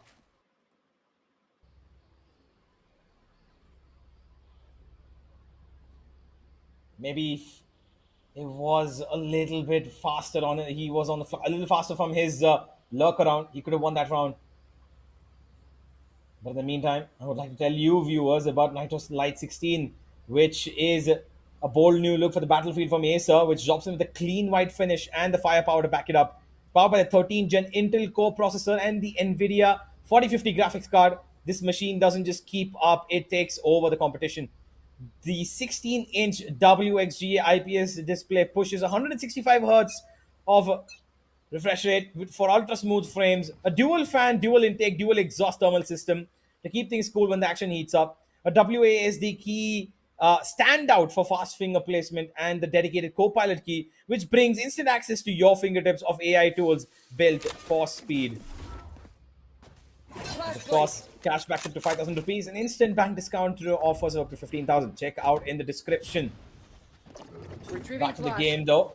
An aggressive C take here from the side of the defense as they've pushed off Asterix all the way out from the C side. That smoke's going to keep them off as well, and it's instantly pushed them to that A side where DC is waiting for them with a steel garden in his hands, and he's got Coley to support him as well. He's heard most of this. The aftershock's going to keep them out for probably a second or two, but now they're going to have to worry about their backstab, which Karam is already exploiting. Here comes Yash with the ultimate, and Kohli's going to take that advantage of distraction caused by his teammate. The trade comes in though, DC gets one, and Karam is going to run in and do the rest of the work. Maybe the steel garden could have been utilized here, but it's no problem. Still a doable 3v3. Here comes the Nightfall, but to counter it, maybe a steel garden deep in the side. There it comes, but the timing of it is a little off. Showstopper been activated as Karamel gives up his life, and there's one. Smoke to get the defuse down, and Vibor's on the flank. Asterisk will end up losing that round. 4-4 now becomes 5-4, and it's consistently being exchanged between these two teams, blow for blow. Good hit.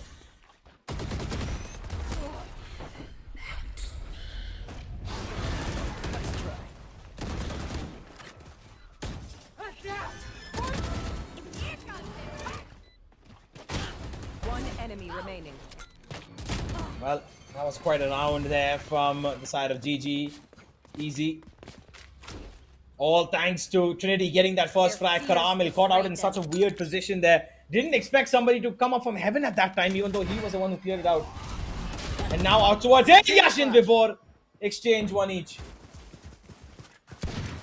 They lost 1-1. Now there's another chance for the steel garden to take effect here. And there it goes. That's gonna keep Asterisk a little bit back. And while the damage is being done there, we have, by the way, Grace is stepping out, and my dear friend Oro has taken in the reins to help me out with the rest of this game. Thank you, Universe, for the warm welcome. For the time being, I am seeing Keybon. He has the spike with him. He will get the plant there. And now, the interesting part is Asterix. They will have to, hold out this post plant. The retake for DC. Okay, DC. He chooses not to break the horn. His position is now revealed. With that aftershock there, they have cleared out the close quarters. Machiavelli. But Machiavelli didn't have to do anything because Vibor gets the one. But there's a run and coming in from Prison. Who gets two? Now it's a 1v1 between Lil Boy. But Lil Boy with that stinger, he gets the last one. Looks like the emotions are taking over. He's pretty focused right now. With the likes of Asterix now, the score equalizes. Universe just, the rain gods have been pretty cruel to me today, because of which I had to face some internet issues. But can you tell me the story, what has happened till now? Well, so far, map 1 was the first half of map 1 was very competitive, just like this one. And then in the second half of Haven, Asterisk just completely lost focus.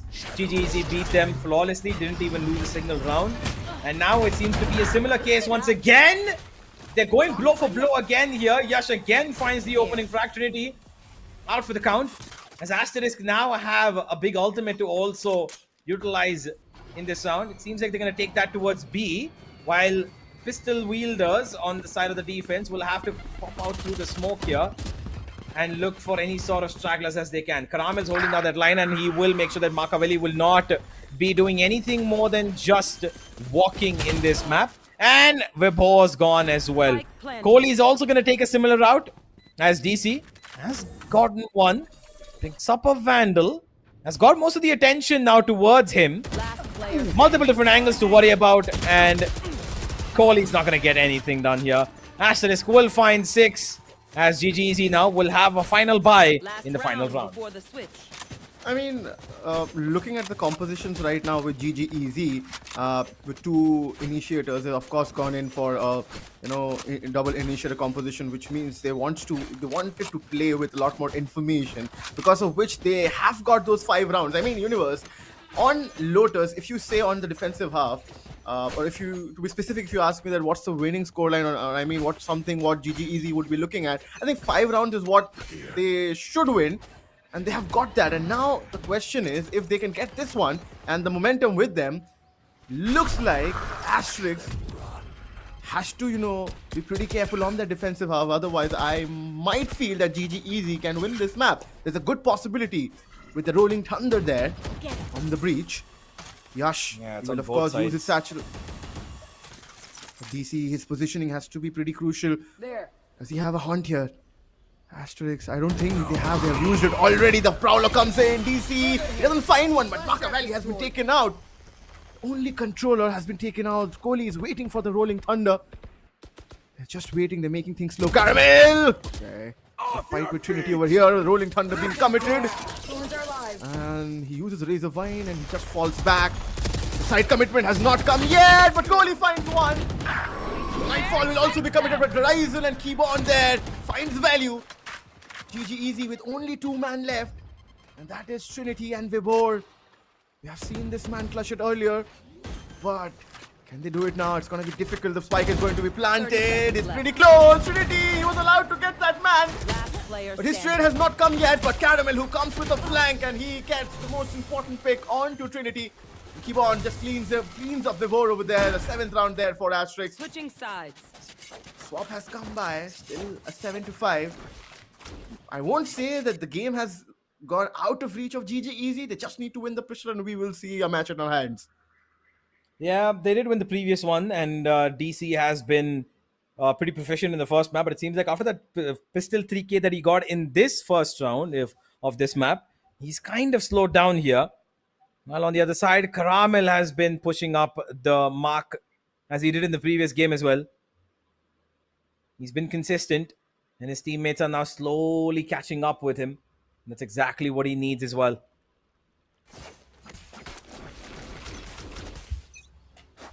Now, looks like it's going to be a default A push coming in. There's a player, the Vice is waiting outside C, but he will be taken out. That is DC. Vibor trades up Yash, but then Caramel eats Vibor. Now they know that they have the information that the A side is kept wide open. They can use a CT control, and that is what Trinity is doing right now, but he needs to be pretty careful. Now Caramel knows, and he's expecting this push. No, my friend. This is something. Oh, no. Trinity! He did connect. the problem is, Universe, the numbers are still in favor of Asterix. Yeah, but the breach utility is there on Kohli here. He's not going to be using any of it. He's not used any of it till now. Should probably give it a go. Machiavelli now. 1 versus 2. Taps down 2 members. Does not have time for the third. I feel like a flash there would have really helped them. Kohli had his entire utility kit there. What was he planning on doing with it? I understand, you know, a walk push for information and also for a bit of a surprise play here. But you've heard them jump around this corner. A flash could have been very useful for you and your teammate to just swing out the corner. Maybe a fault line if at all. Asterisk will take back the pistol into their hands. As GGEZ now. Not going to be able to buy up in this one, of course. And while they, of course, have a full stack member heading in towards C, they're going to be facing off against Yash and Ryzen. One way already to stop them at the mark, and Yash is going to be a little careful about getting out of the smoke. Spots out 2 members. Takes a touch of a bullet onto his shoulder. But he's pretty hale and healthy now to take the rest of the fights. Oh no, he finds Ryzen and Yash. He also gets one more. And now Lil Boy chips in with Trinity. Got the spike. Before they could do anything, they have lost the numbers. And also, they didn't have the bias to support their duels. Vibor's information is there with Keyboard Jin. He will pass on the information to Caramel, but Kohli, can he find one? He finds Little Boy. Yash is still waiting with the outlaw. He misses one. There's a good chance, but no, Yash recovers well with the classic. Second one of the round for Yash. Vibor only standing. Can get one more. I thought if he could have taken one more. Won't say that it was the worst of the round for GGEZ. They did manage to take out 2 weaponries over there. But this is where things are going to count. I mean, this is going to be the most crucial round for GGEZ because they have the full buy round. And if they lose out on this, not only Asterix will be able to convert the double-digit marker, we might see the match point pretty quickly for Asterix as well, because again, the economy will take a toll on the sides of GGEZ.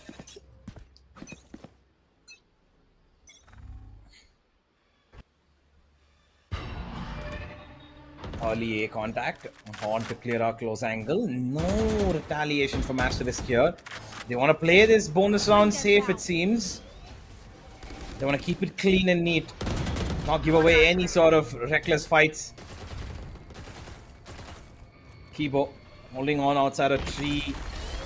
Here comes the stun. Nothing of that use for them. But in the meantime, Yash has already come up on a very, very informational flank.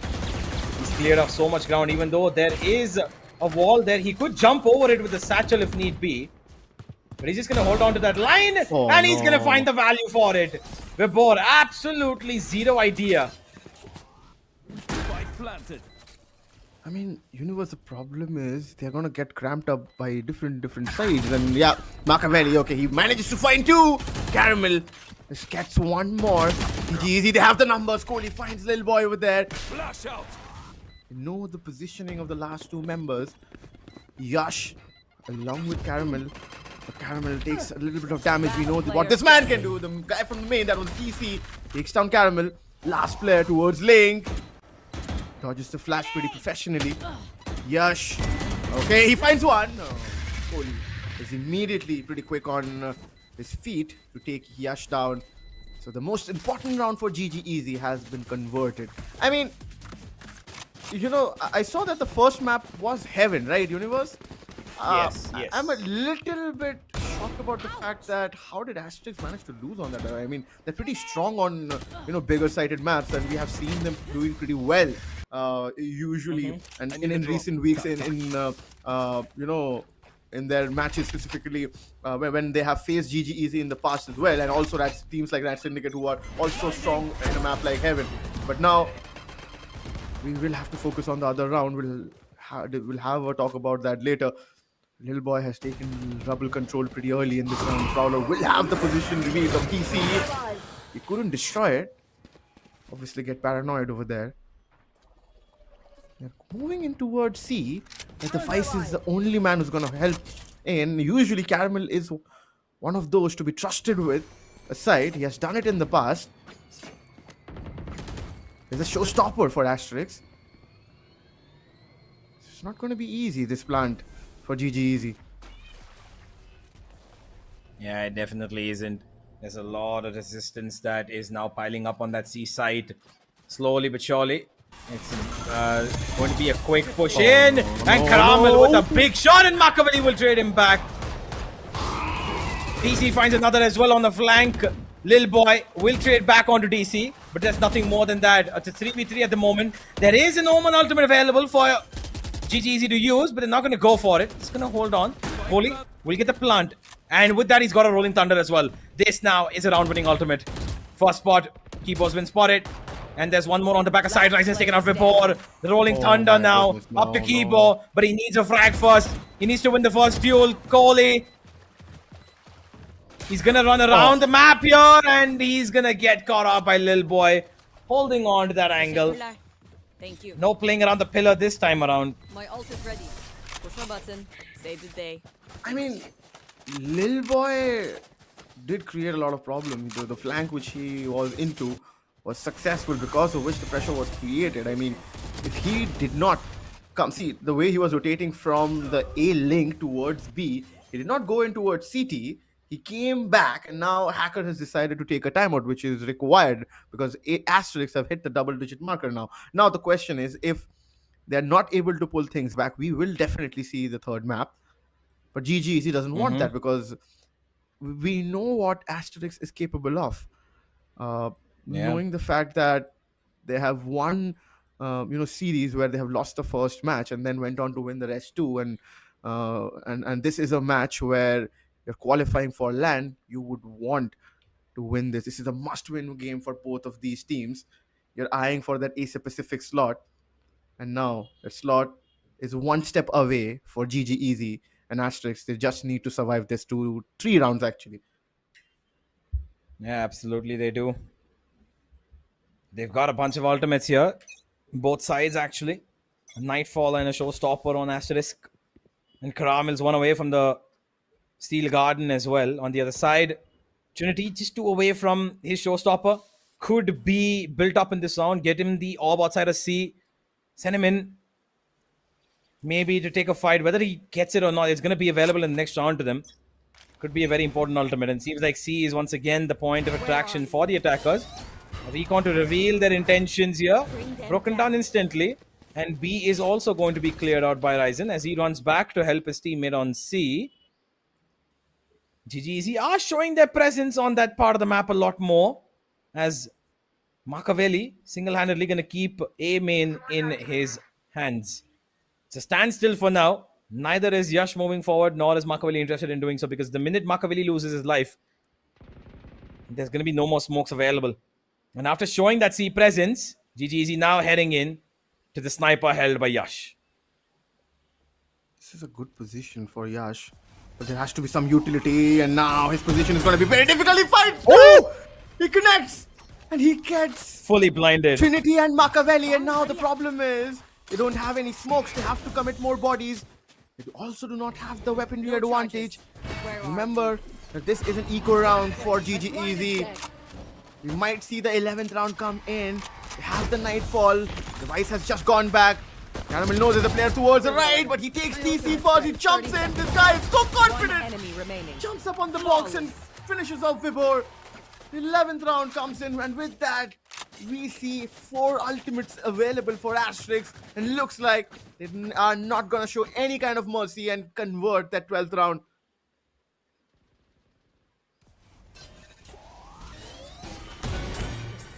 Oh, Yash got that fully blinded, by the way. My ultimate's ready. 30 seconds left. One And enemy this remaining. fully blind Raze managed to get away with a collateral. One that instantly discouraged GGEZ from pushing any further.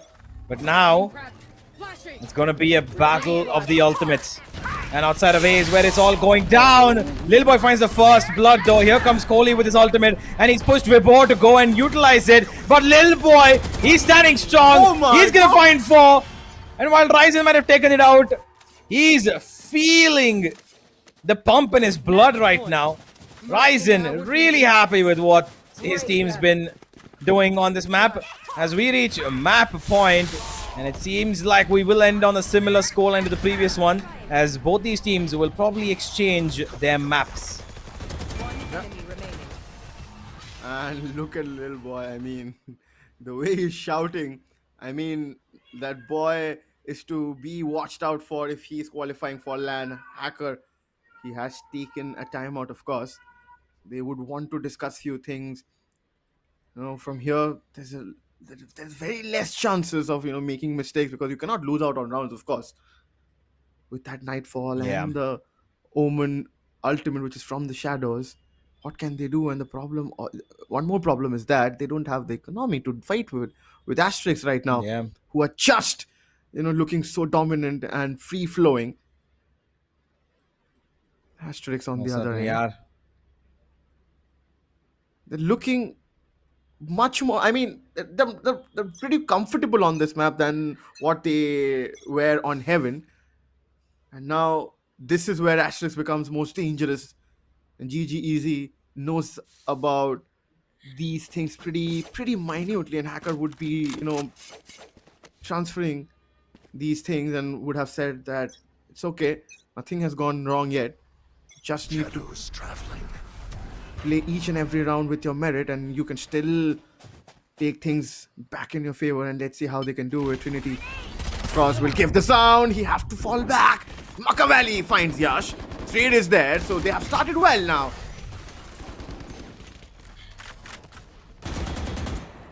Started well, but is it going to end well is the question. Ryzen still keeping an eye outside of B main.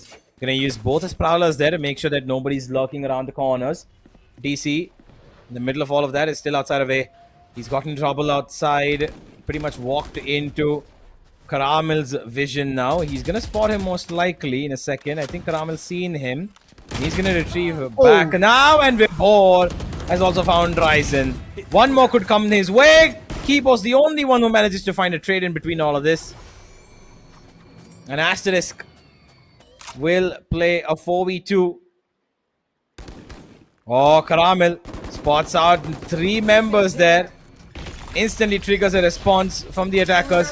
They're going to run into the site. All they want is to get the plant and play for another round. They're going to find the space to do that. Okay, T1 position is expected, but Trinity didn't allow him to do any kind of damage. Karamel, a solo man. If anybody could do it for Asterisk, it's this guy. Okay, he has spotted Machiavelli over there, but Machiavelli, he should not peek if he does not want to give any kind of value right now.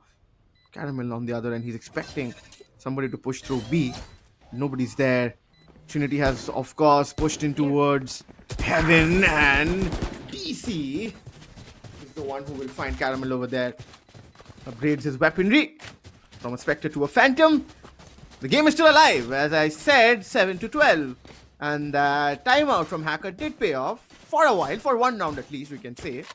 They still need to win few more before we see an overtime. And this, if this happens, this would be the first overtime of this league. I mean, they have 3 ultimates, Universe. We can make it happen. Yeah. Indeed can. Outside of A this time. Just a haunt, and Ryzen's gonna jump. He can keep it. Changed up his setup here. As the op comes out, and Yash finds the first blow. And with that, GGEZ now gonna have a little bit of trouble holding on to that A main side. They're gonna have to forget about it. Run straight in towards the other side of the map where Karamel's waiting for them. Spilling around the smoke here. He's been spotted, no. But Karamel ready for anything and everything. They keep turning it around here. One after the other, they win their duels.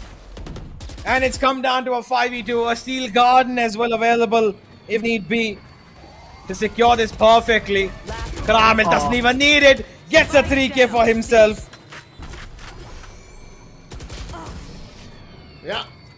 Defenders It's done win. and dusted. Asterix wins this on Lotus. And as Universe, you said, they have both managed to win on their opponent's map picks, which was, of course, Lotus.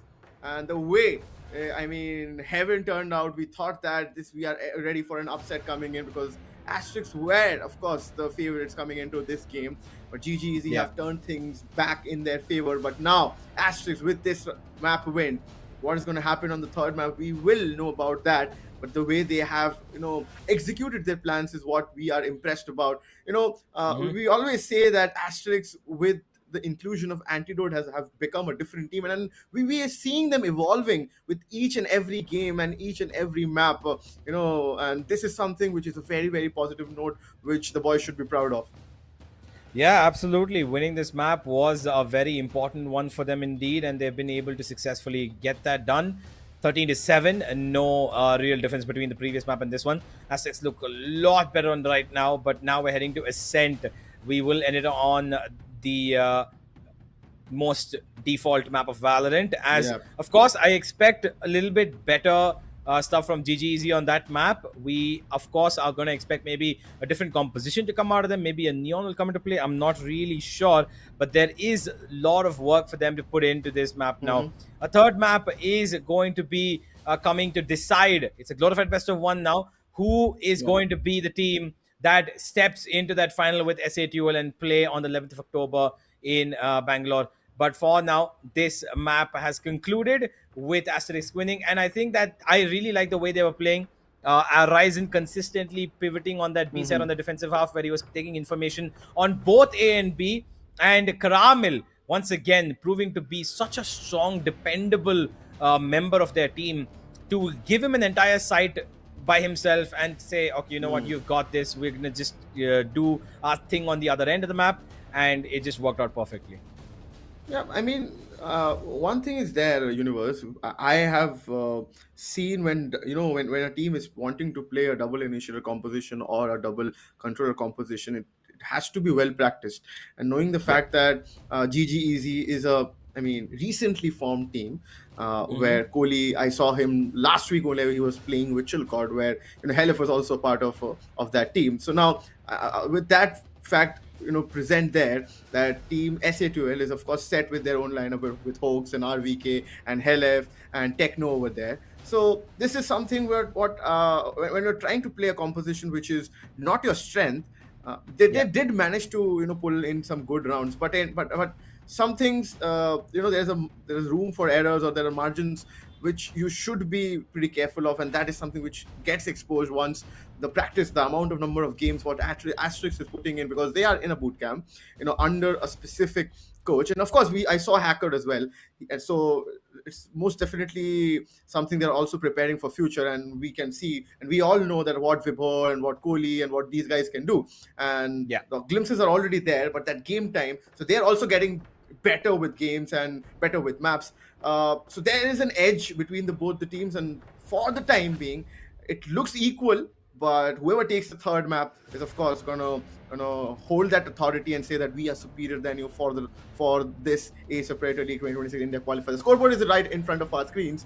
Not a lot to dissect, but of course, Yash is a standout performer, which we have seen throughout this tournament, right, Universe?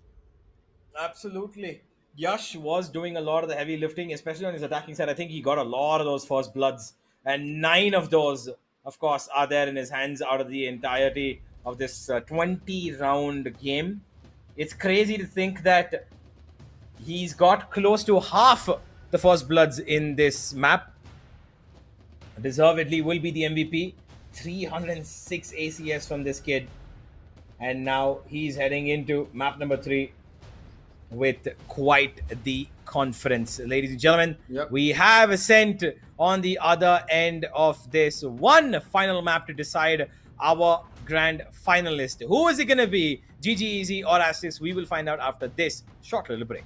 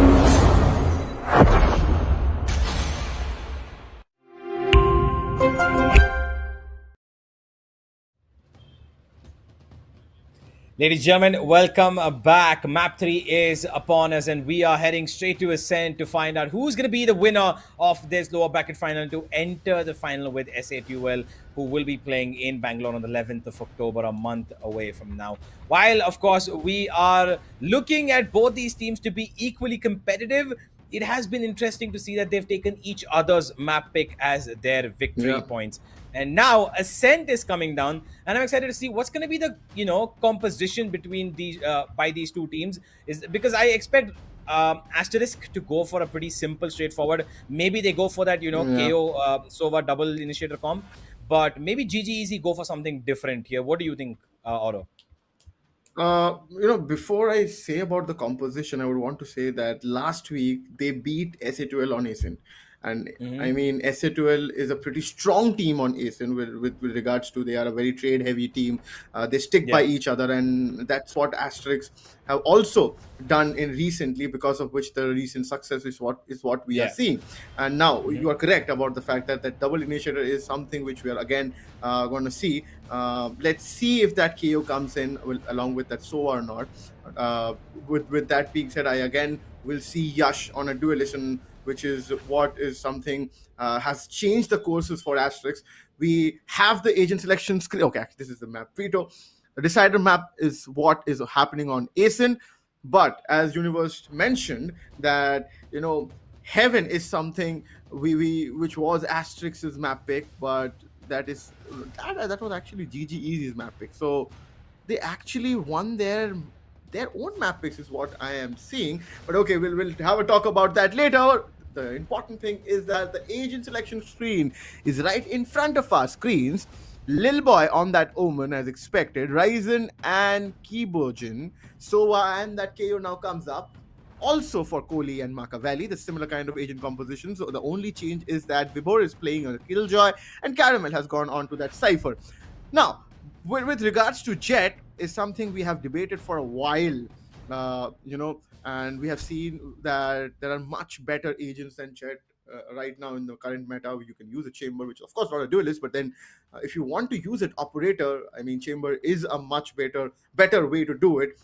You could have used an ISO, which goes, which works so well on this map because of that kill contract present there. You can just pick one player up, and those areas are wide open. Now the round has started. Lil Boy with an early TP, and there's a change on the desk. My friend Aggressive comes back. Aggressive. We're like hot again back on Acer. Yep, I'm back on the set. I'm back in the trenches here of the Vietnam War, just like the members of GGEZ here in DC. He's probably having the flashbacks here down in the trenches on the bottom side of hell. The true hell begins for them as this round just starts and it's already over. You snap your finger and you make it vanish, right?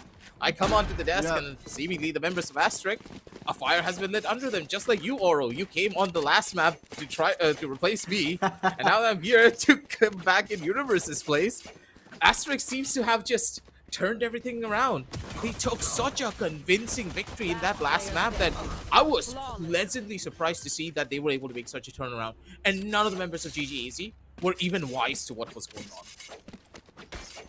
True. I mean, one thing for sure that GGEZ and Asterix, they know what they have, gone in with. The compositions they have selected, they have more or less found value with those agents, and the trade game has been good. So Heaven was pretty strong for GGEZ, of course, where they won the first map, and on Lotus it was Asterix who pulled things back. And now we are on to the most default map of Valorant, which is of course Acer. I mean, now Yash uses a cloud burst inside the side. There's a player towards generators, and that is something Yash will take. Okay, bro. Goodness me, this guy is on a roll. He was the MVP in the last game. Can he find the fourth one? There's a possibility of an ace. He wants to go and he's feeling it. He has that HP. And now the Cyber Cage will slow things down for him. Shocked out there. Now he has a support with him. That is, of course, Keybogen who's going in. Kohli finds Yash. Keybogen gets Kohli. And Caramel finds Vibor. Pretty quickly, Asterix, with those two rounds. Now comes the important part where GGEZ needs to show a little solidarity with that buy round coming in for them. This entire round was just Yash just lining up the kill feed here, one after the next. Performances coming wild for the members of Asterisk here.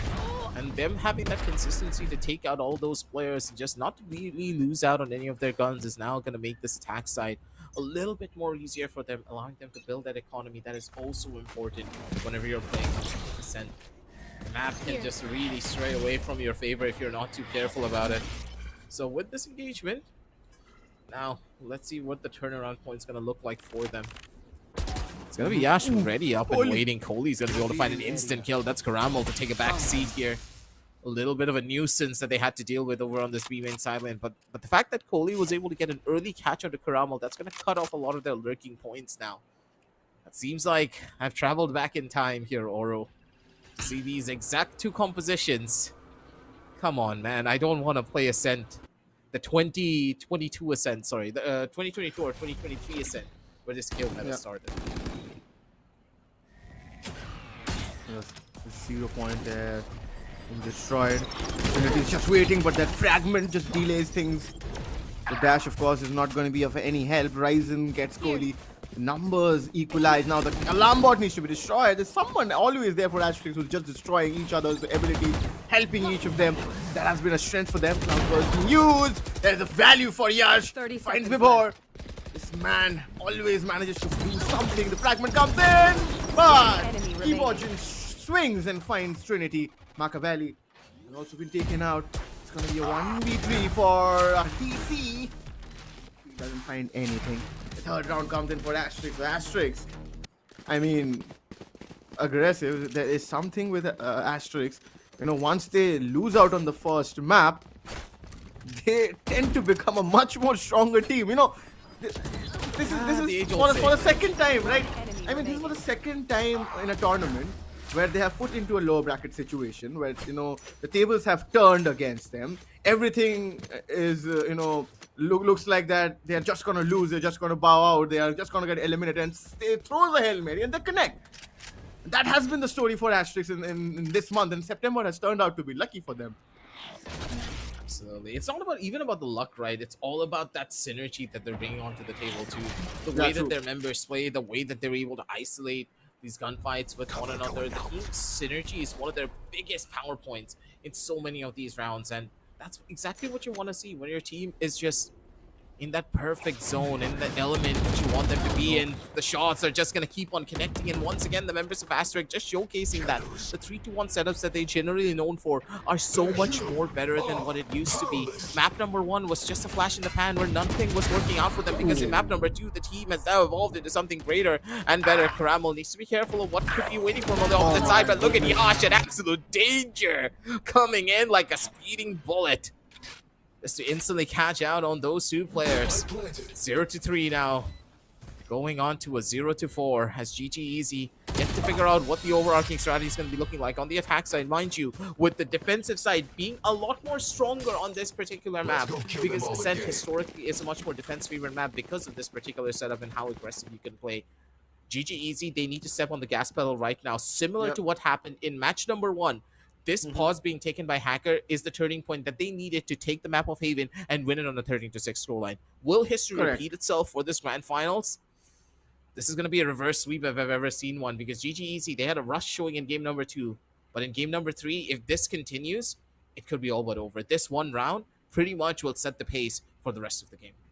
Absolutely. I mean, we always talk about consistency, aggressive, and I would want to, you know, throw limelight onto the duelist from Asterix, and that young guy Yash. He has been so consistent. He has always managed to showcase that he has a special ability to you know, show up every day and just, you know, be there. You know, that is something is missing in a lot of players nowadays, you know, where some experienced campaigners tend to struggle, but this guy has managed to, you know, showcase that what he is made of, and he's just wanting to be that best man on the lobby, that hunger, the showcases, you know, the way he has executed, or the way he has showcased his presence on the map or on matches is something which I am loving. So now the way he is handling the Jet, in these 4 rounds, he has managed to get 8 kills, and in each round, he has managed to double up. So you can just understand the fact that how impactful his play has been already. He's looking for more, of course. He wants to finish things, and he wants to play on LAN and face SA2L, and again take a revenge against them, where they have beaten them already. Not, of course, in this tournament. They were the ones who threw them down to that lower bracket. That's painful, but at this moment, Trinity, he wants to push through the smoke. He will What a find Ryzen shot! and falls back immediately. Such a good Oh, position, but up against God. Trinity is just not gonna work. Good shots here coming in from Trinity. He gets the reads that he needs to, and this one operator now finding value. That's the pain point that Hacker probably tried to prod them with. That operator catches them completely off guard. Cabone just completely isolated on an island. The poor guy didn't really find the read that he wanted. Now looking for another duel. It's going to be Karamel though. Wait a minute. With a Phantom long range just domes down Trinity, who couldn't even react in that situation. Clearance for the position. Wait a second, Karamel. He didn't see him. Hello, Karamel. He needs to be careful for it. Thank God he did get the catch, but Kohli's position was completely unknown. I'm pretty sure that the backup came in because he expected the Cypher to see him in that position, but instead, now it's all up to little boy, who needs to turn into the big boy here if he wants to try and take this round for his team. Still has the spike in his hands, can opt to go in for the plant, but a close to impossible situation for him to bring them back down in this particular round. No one can't even play inside of the smoke. A little bit dangerous here, isolated on an island. He doesn't really have anywhere to turn to. Paranoia in hand, can't really get it. So much utility being invested. One player for the swing, close on the angle before into the corner. He does get the kill, but Machiavelli comes in for the big save. Good try coming in from little boy there, but good God, was he surrounded at all fronts? I mean, his name is Lil Boy. With the kind of movements he showcases, it was, with the kind of movements and with the kind of presence of mind he had. Obviously, the odds were against him with 4 players there. But, the way he handled that situation, using that dark cover to his advantage, he knew that the recon dart will reveal his position. He went back again and found Vibor, but Machiavelli was present. But the fact that what I'm trying to, portray here is that Lil Boy is so confident, and with his movements there, he is not at all agitated to go and get that kill, right? Aggressive, and that is what has paid off. We have seen Lil Boy multiple times stop fragging for his team, but now the limelight has shifted towards GGEZ because Trinity has found value with that operator. He might again, but the recon dart with that flash. Ooh, what the hell is this dark cover? But he ends up revealing his position now. He's stuck. Goodness me, how is he allowed to leave? How is he allowed to leave? And what was that dark cover doing there? You just can't make sense of this situation now, can you? And sometimes this is just the reality of the situation. You just have to accept it and where it is, ladies and gentlemen. Good God. Really a situation that you don't want to be in, ladies and gentlemen. But hey, if it works, right? Just keep accepting your fate, but with the 100 Sphere now being utilized. It's not going to be looking that good, but somehow, good God, Trinity. He's just so consistent when he has this operator in his hands. Look at the shots that he's connecting. Trinity with a Plague Storm, cutting through them like a knife on hot butter. Resin does find one, but it's just not going to matter. 2-4 on the scorecard, ladies and gentlemen. GGEZ. Trinity, he's going to be the one to make it look a lot more easy here. Good God, that Plague Storm. I want an instant replay for that one. The production can give me that because that one deserves to go on a highlight reel. Yeah, absolutely. And here you go. I mean, Hunted Fury. Oh, okay. We'll talk about that later. Especially But this Trinity, one. look at this small inch of that door. He found Yash. Okay, he uses the cloud burst. He finds. Oh my God, he just TP'd there, Lil Boy. Lil Boy just TP'd there. And he got one with the right swing and left one connects Caramel. And there you go, the 3K for Trinity. We were talking about Yash, right? And there's another guy in the lobby, in the server, who says, hey, I also need a similar kind of screen time. And if you're not going to give it, I'm just going to make you speak about me. And that is how you do it. GGEZ, the way they surprised us, because we all were expecting that Asterix, they will come in and we might see a 2-0, but they have, of course, changed things up. And this is the time where GGEZ can, just put a stop to Asterix's run, which has been fun to watch, of course. But we always love those, teams who are not expected to win and but comes out swinging. That is what was happening once Asterix started winning. And a similar kind of situation what GGEZ is in. Trinity, he knows he's expected there. Position revealed, but he's still wanting to play close. The Blade Storm is available. The Cloudburst being used. Now he ups up. The splash is there, but he misses. The Hunter's Fury is there, but yes. And Ryzen finds value. And Keyboard Jin finds Trinity through the dark cover. There's a lot of space now. The numbers in Asterix says favor aggressive. These roundups is just working well one by one. The members of GGEZ, they're just turning up the A tier. The kills now going in their favor. They're gonna need to try to find that turnaround play, and it's actually working. Never mind. Before he almost got away with murder there by jumping down from the top rope here. Coley now stuck on an island, isolated in multiple different fronts. His recon bolt now being taken out. His position's revealed, and because of Caramel's positioning, he can't really play it as aggressively as he would have wanted to. Perfect little crossfire angle being set up. AST. This round really did come down to the wire because Vibor just jumping on down, showing absolute fearlessness. If he got that second kill, this round was in the back for them. GGEZ, they're firing up on all cylinders to try and take this one away. But good God, was this round so well planned out by the members of Asterix here. But even then, to take it over to a 1v1 situation, GGEZ, this team is just absolutely incredible to look at. I mean, aggressive. Do you still believe that a 5-7 swap will be good for GGEZ? Being on the defender's half, GGEZ would want more rounds in their favor, right? Because this is where value can be created, and the point and the fact that Asterix on the defensive half with Caramel's Cypher tripwires there, it's not going to be that easy because he tends to hold or can anchor a site much better than what Vibhor is trying to do over here. It's not been allowed to do so. Let's see if that scoreline is still valuable. There's a null command now committed by Machiavelli, which will mean these guys can't go towards A.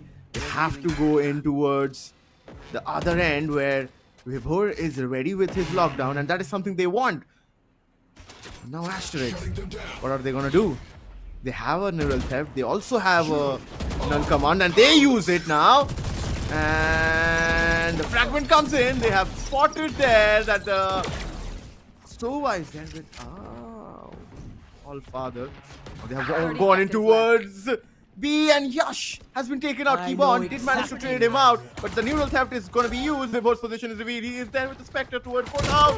No, with that classic, Vibor still got Ryzen over there, but Caramel is still alive, and as long as he is alive, they would want to believe. The problem is they have to retrieve the spike.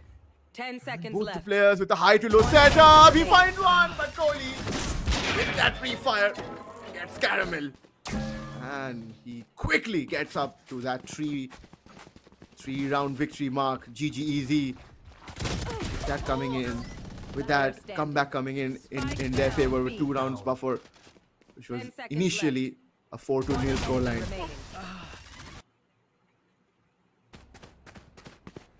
Shots being taken by GGEZ. You can tell that they're not yet ready to give this one up anytime soon. The way that these engagements are going, the members of AST, they're bleeding out a lot more than their overall economy when you think about it. These ultimate point differences will be so crucial now, with the big ults coming online for either side. GGEZ already having the Killjoy lockdown available to them to try and stray off any form of over-aggressive pressure. DC up and ready with that paranoia and needs a little bit of backup from his teammates to try and force this fight out a little bit more in his favor.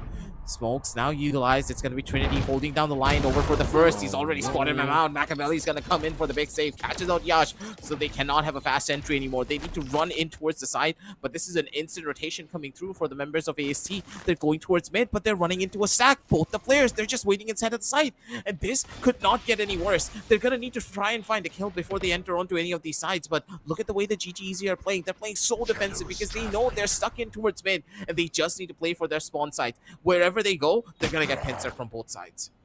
Yeah, exactly. Now DC's position is revealed, of course, and now the value is going to be that the information is known. Towards that side is that All Father waiting. Kohli is just wanting them to come into his 30 seconds crosshairs. left. DC would not want to push in. He's holding deep towards heaven, and this corner needs to be checked. He will find both of them. Spike Ryzen down and Kibo A. Chin falls. Caramel stuck. Can he get one? He might get one, but there is one more player towards that angle, and with a shot, there was Machiavelli who traded him out, and the fourth round comes in. GGEZ wants that 7-round mark. Asterix, I mean, Asterix should be happy, right? I would say this again, that a 7-5 scoreline is something which I feel is a winning scoreline, and 5 rounds is something on that attacker's half, which teams usually are comfortable with. If they get one more, this is something which Asterix would say as this, oh, okay, this is a bonus round for us.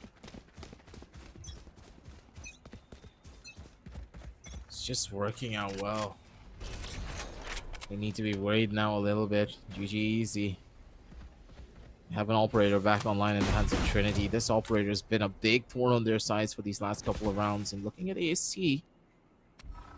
it's all about that slow and much more methodical approach. They need to sniff out this off and see exactly where Trinity's going to be standing. It's not going to be looking that good. It's going to be Coley with that first kill. The paper thin walls of the set now hitting them a little bit here.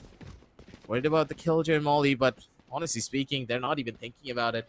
That's the first kill already done. That's Yash taking a back seat. Now that's one of your primary entries gone.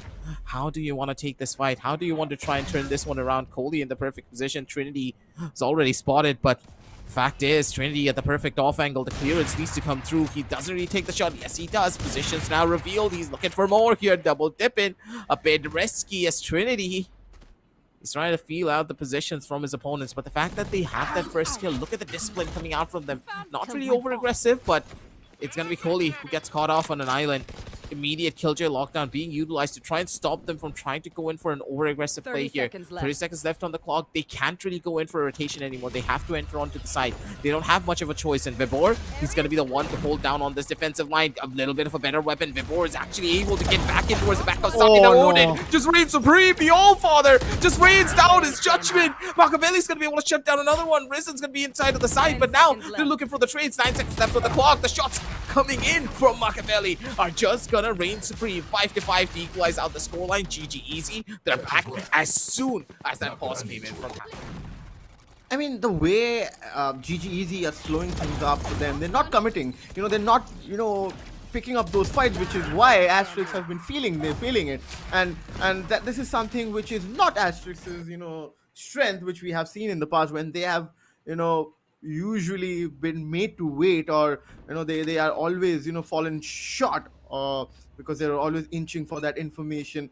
And with that lockdown there, and Vibor so good with that presence of mind, right? He went in for Kohli's All-Father, which is the Odin, of course, and because of which he got 2 towards the first lane.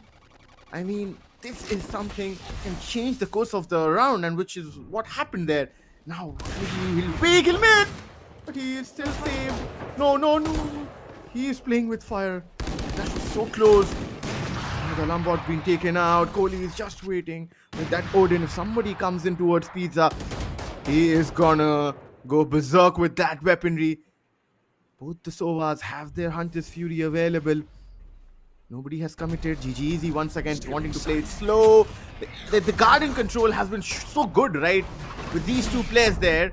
Machiavelli has not allowed anybody, but this time it has to be a solo man, and he will be taken out. The Hunter's Fury being committed there. Oh no, this is the second miss. Did he miss the second? Oh, this time he connects onto Yash. He's wanting for more. Yash will swap out his weaponry. The plant will go towards the generators. Kind of a default plant. There is that Hunter's Fury available. Of course, that is why the Owl Drone there. He would want to use that Hunter's Fury. Sovas manages to drag him. Now the spam will come in. Last time we saw him in this position, he was pretty aggressive. Started being used. This time Trinity finds Ryzen. He jumps down from heaven. The player there towards generators. They both sweeps him. Caramel, he's alive! Caramel is alive! And as long as he is alive, he can pull this round in his favor. Kohli and Caramel. He's waiting. He can. He's just gonna tease him. It's not gonna diffuse it. Oh my goodness! Kohli can't diffuse it. Caramel missed the trick. He misses the trick. He misses the timing. And GGEZ Last have round managed in to the clutch half. out this round. And what a moment in the game we are witnessing. Aggressive. Not like this. My poor little heart can't take it anymore. Karamo, the man, the myth, the legend, the guy who's been getting clutch after clutch, round after round for his team in so many of these games. The fact that he's missing these clutches. I can't even speak anymore. That's how incredible this clutch was. Good God, ladies and gentlemen. This really just came down to the wire because Karamo couldn't come in for that clutch for this very reason. The fact that I am tongue-tied. Imagine what the players are going to feel like as well. The pressure is on and it's mounting. They know that their tournament lives are on the line. DC is just firing up in all cylinders. So is Little Boy here. They're hitting their shots. They're making the plays happen. Down over to a 3v3 now to the last round of this half. Going into this retake already. It's going to be Trinity to take that first fight. This is where the pressure for the members of GGEZ really goes to show how well they perform under it. Now Karamo once again needs to be the hero of the story. He's in the perfect position, but the shots just don't connect here. Vibor is going to be wiser for it. He's expecting the fight, and Trinity, this operator, has just been an absolute nuisance for them. As soon as this one-up came alive, none of the members of AST was even given an opportunity to try and even breathe. Yep. Once the momentum was in GGEZ's favor, they have not lost a single round. I mean, they won 4 consecutive, not 4, actually 5 consecutive rounds. They lost a round when the scoreline was 5-3. After that, it has all been GGEZ. I'll still say aggressive, just to put myself in a contradictory situation, which is Asterix has still got this game under their reach. It's just a 2-round buffer. Now they have gone on to a site where they can dominate, and if Asterix wins on this pistol round, you will see the equalizer coming in pretty quickly. The 0 point, of course, used to spot anybody closer, but nobody have walked in from Asterix's side. They're going in for a short push through catwalk. Little boy expecting that players might be coming in. He's waiting with that paranoia. There's a one-way given for Yash, and Keyboard Jin is also waiting with that flash. They're gonna make this happen, and this guy has that dash just saved him. The timing, but Shock Dart and Trinity is out. Goodness me, Kohli just took down his own teammate. You don't want to be in a scenario like this now, do you? A little bit of a yikes situation already coming through for them. GGEZ. Still, they will fall a little bit here. Kohli's looking for another opportunity. Needs to try and jump on away. Has the shock dart to deal a bit of damage, but Karamo's already in for the backline pressure. As soon as poor old Vibor tries to run in and go in for a kill, it's just not going to happen because AST, they're fighting back here on this defensive side. This is that turnaround point that they were hoping for. This is the turnaround play that they were expecting to get. As GGEZ, now, they've lost out on the pistol round. They're going to give away the equalization, I do believe, possibly to the members of AST. But even then, these eco rounds coming in from GGEZ have been quite interesting in these last couple of maps where they've gotten very close to taking a win up against AST. Yeah. That is why I said that Asterix have got it under their reach, and that is why they never panic. This is a new Asterix we are watching. If this would have been Asterix a year ago, they would have panicked, and the journey, the beautiful journey we have seen them cover through this whole month has just been amazing. We have seen them evolve after game after game, after map after map, after round.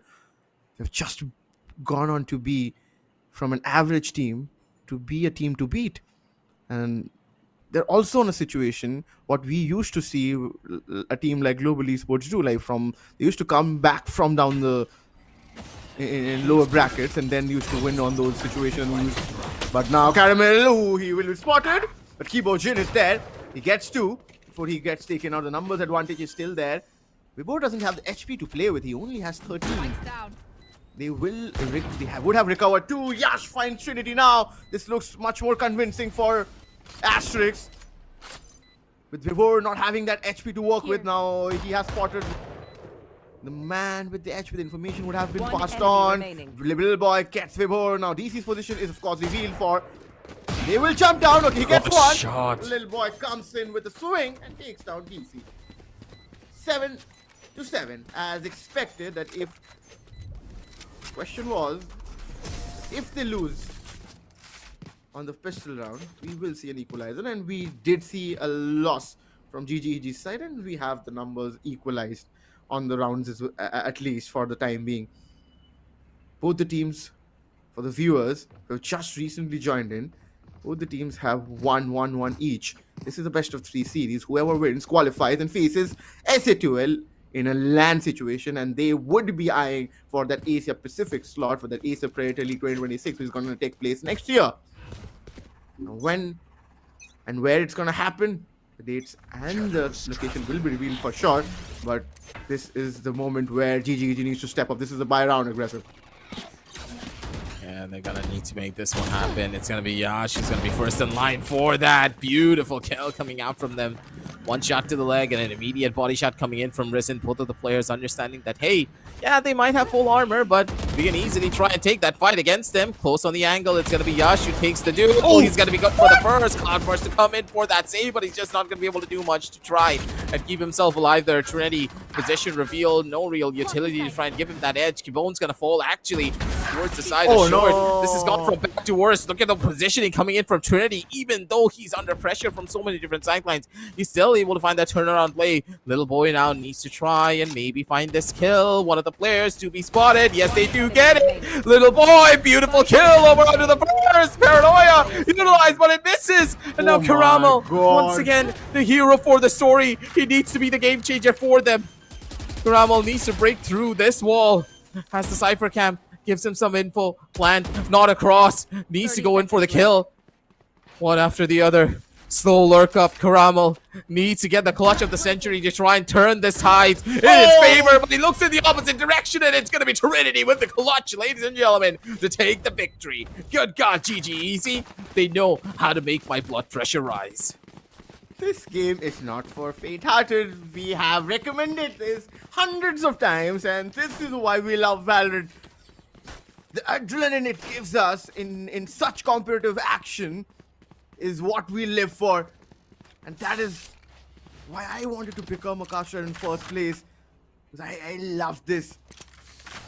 Oh, GGEZ and Asterix, they are not wanting to give up.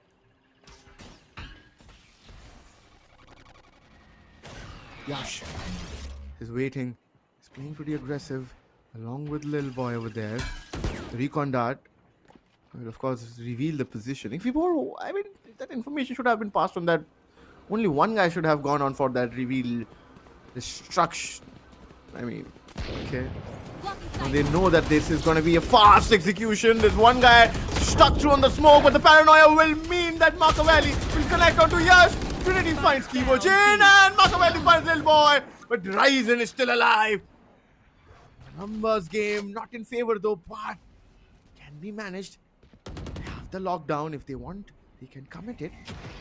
The 0 point will reveal Ryzen's positioning. Caramel needs to come for the save. He finds one. This guy on that aim. He's a madman. Last player standing. But Machiavelli, he has been so good. No. He should have expected this. Recon dart. The utility usage just wasn't the best. And GGEZ finds the 9th one. When we thought that Asterix have just started to pull things back in their favor, aggressive GGEZ comes back with 2. Which does mean that this time Asterix won't have the economy to play out the next round. And this is something which is not good at all. And that is why Antidote have taken a timeout. Immediate timeout, a very necessary one is that. These last couple of rounds have really just been Asterix fumbling the bag when it comes down to these earlier kills. They haven't really been able to get a proper read on these engagements. They keep on getting caught off guard, where GGEZ are just constantly able to come on top of these trades. Aggressive plays are one thing, but understanding your opponent's aggression as well as another. And a lot of these fights, right, Oro, are just being decided at the very beginning stages of any particular round. And unless they find a solution for it, they're not going to be able to do much. But for now, for you guys back at home, we do have the perfect solution for any form of technical difficulties that you could be having with your computers, ladies and gentlemen. Make sure to check out all the links down below in the description if you want to get yourself an Acer laptop, ladies and gentlemen. A Swift Neo is up for sale. And of course, the Acer Swift Neo is built for performance with a lightweight, sleek, and premium design, powered by Intel Core Ultra processors and featuring a stunning OLED display. This laptop offers crystal clear visuals and unmatched speeds. Plus, with Copilot, you get an AI-driven experience that adapts to your workflow, making multitasking and productivity effortless. Make sure to check out the links down below for a lot of the offers, because it seems as though the members of AST, they're picking up their own offers, with DC being on the chopping block for it. Sadly, they're not going to get an instant bank discount, but you guys back at home, if you check out the links down below in the description, have a discount to go on to 15,000 INR for that one, with a 5,000 cashback. But overall, cashbacks alone is not going to be the thing that gives them the victory here. GGEZ, they still have better weapons to try and take these fights, and Machiavelli is going to be the one to step onto the table. Shots do connect for them, and easily the members of GGEZ turning the tides of this battle. The shots just keep on connecting from their side. Sides there, positions all cleared. And GGEZ, they're the ones to take the win. Where to go. I mean, aggressive. The lockdown commitment which came in from Vibor, a little bit controversial, because if the rotation, the rotation was still coming in, and they didn't have side control. The only man inside the site was Yash. If imagine this would have been Asterix with their weaponries, this would have been a pretty massacre, and GGEZ and the lockdown commitment from Vibor would have been a complete fail and a flop scenario. But yeah, they managed to pull back it in their favor because they didn't have the proper weaponries. The Nano Swarm used to clear out pretty close, but Kibojin, oh my goodness, he pushed in towards a Shimin along with Kibojin. Lil Boy and Kibojin pushed, and they found value. Two-man. Hunter's Fury, of course, being committed. Vibor is waiting for Caramel to peek. I'm sure Caramel would not want to give anything over there. Keep on with that flashbang. Just delays things. They have the null command, and Trinity has his Blade Storm. We know what he has done and produced in this match. This is a must-win round for Asterix, and Ryzen doesn't make any mistake. He punishes Trinity. Vibor is still waiting, and Yash was just pretty. He was just there for eternity. He was wanting someone to 30 just seconds left. be in his crosshairs, and Vibor just did that. Kibon is waiting again, holding the doors. Machiavelli, his entry is not going to be good, and I don't think is going to be able to save this weaponry as well. 14 seconds on the clock. 10 seconds left. Now the 0 point will be used for sure. Yeah, of course. Not allowed to save the weaponry as well. They still have the money though. This round is going to be important for GGEZ. If they lose out on this, Asterix might go on to equalize the numbers again. All these rounds really just came down to the wire now, didn't it? GGEZ. Yeah, they did lose out on this last round, but still, the members of AST, they still need to win 2 more consecutively to try and take the double digit away. The advantage that they have built over time is still up and present with their win streak buy still going. They have enough money to go in for a little bit of a fight here, with only one of their members not really having the utility that they need. Good positioning overall from the side of Risen. Oh my God. He actually gets away with murder. Risen, he turns around at the very last second. He's able to find something. He needs to be careful. Risen, what are you doing? Why are you running into that? The poor guy, he didn't have anywhere to go. He's gonna get caught off on an island, but Kibon still alive and kicking. Does take it over to a 3v3 situation. The neural threat still up and ready to try and take this fight. Ladies and gentlemen, the opportunity is presented, but the thing is, there's no Cypher body. There's no bodies close by for the Cypher to tip his hat. And if they try to tip the hat a little bit too close inside of the site, they might just cover their own vision if they're not careful. The engagement up to the present mark. They're ready to try and take this duel. The plant yet to go down. Ladies and gentlemen, the gun picked up by Kohli here. They're all stuck inside of the site and no one can really run. GGEZ, they have the chance to maybe send that Omen to the opposite side of the map, but no, they're not going to be risking it. Ultimate now online. This Hunter's Fury will be so key. Oro, my heart's pounding. Yeah. My hands are shaking and I'm pretty sure that the players, they're a lot worse than I am. Yeah, even Kohli can, just go away. I'm not Kohli actually, Mark. It's DC who can go away. He has that from the shadows available, but he wants to help his teammates. It's just pre-firing. Valley finds Caramel. Kibojin, Lil Boy trades up. This is going to be a 1v1 between Kibojin and Valley. Finds both of them. Valley with all the 3 kills. He converts the 11th round and not only gets the 11th round, this will mean Asterix doesn't have the economy to buy proper weaponries, which would mean the game point for GGEZ. But look at this moment. I thought that Asterix have got this covered, but yeah, as you mentioned, poor Risen just stepped onto the staircase towards the second lane where the Nanoswarm was placed perfectly by Vibor. He got that kill through the utility, but Valley here, this 1v1 with Kibojin, I mean, oh.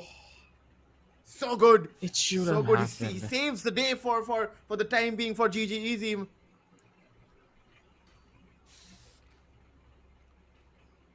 Honestly, Oro, Kibo just been playing so well. Like every single round, you could see that Kibon was the hero of the story, right? But he couldn't be the hero when it mattered the most. He couldn't be that game changer when his team really needed him to be that turnaround player. That shot that he missed could have been the game-winning round. If they won that round, it's guaranteed equalization for them. It's guaranteed that it was going to be a 10-10 scoreline because the members of GGEZ had no money to go in for buys in the format. Absolutely. This is not looking good for Asterix. What? There. Suppress it. Two suppressed.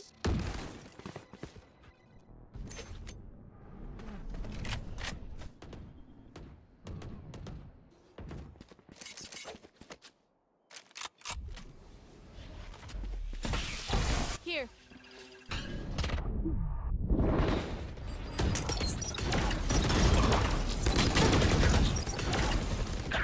One enemy remaining.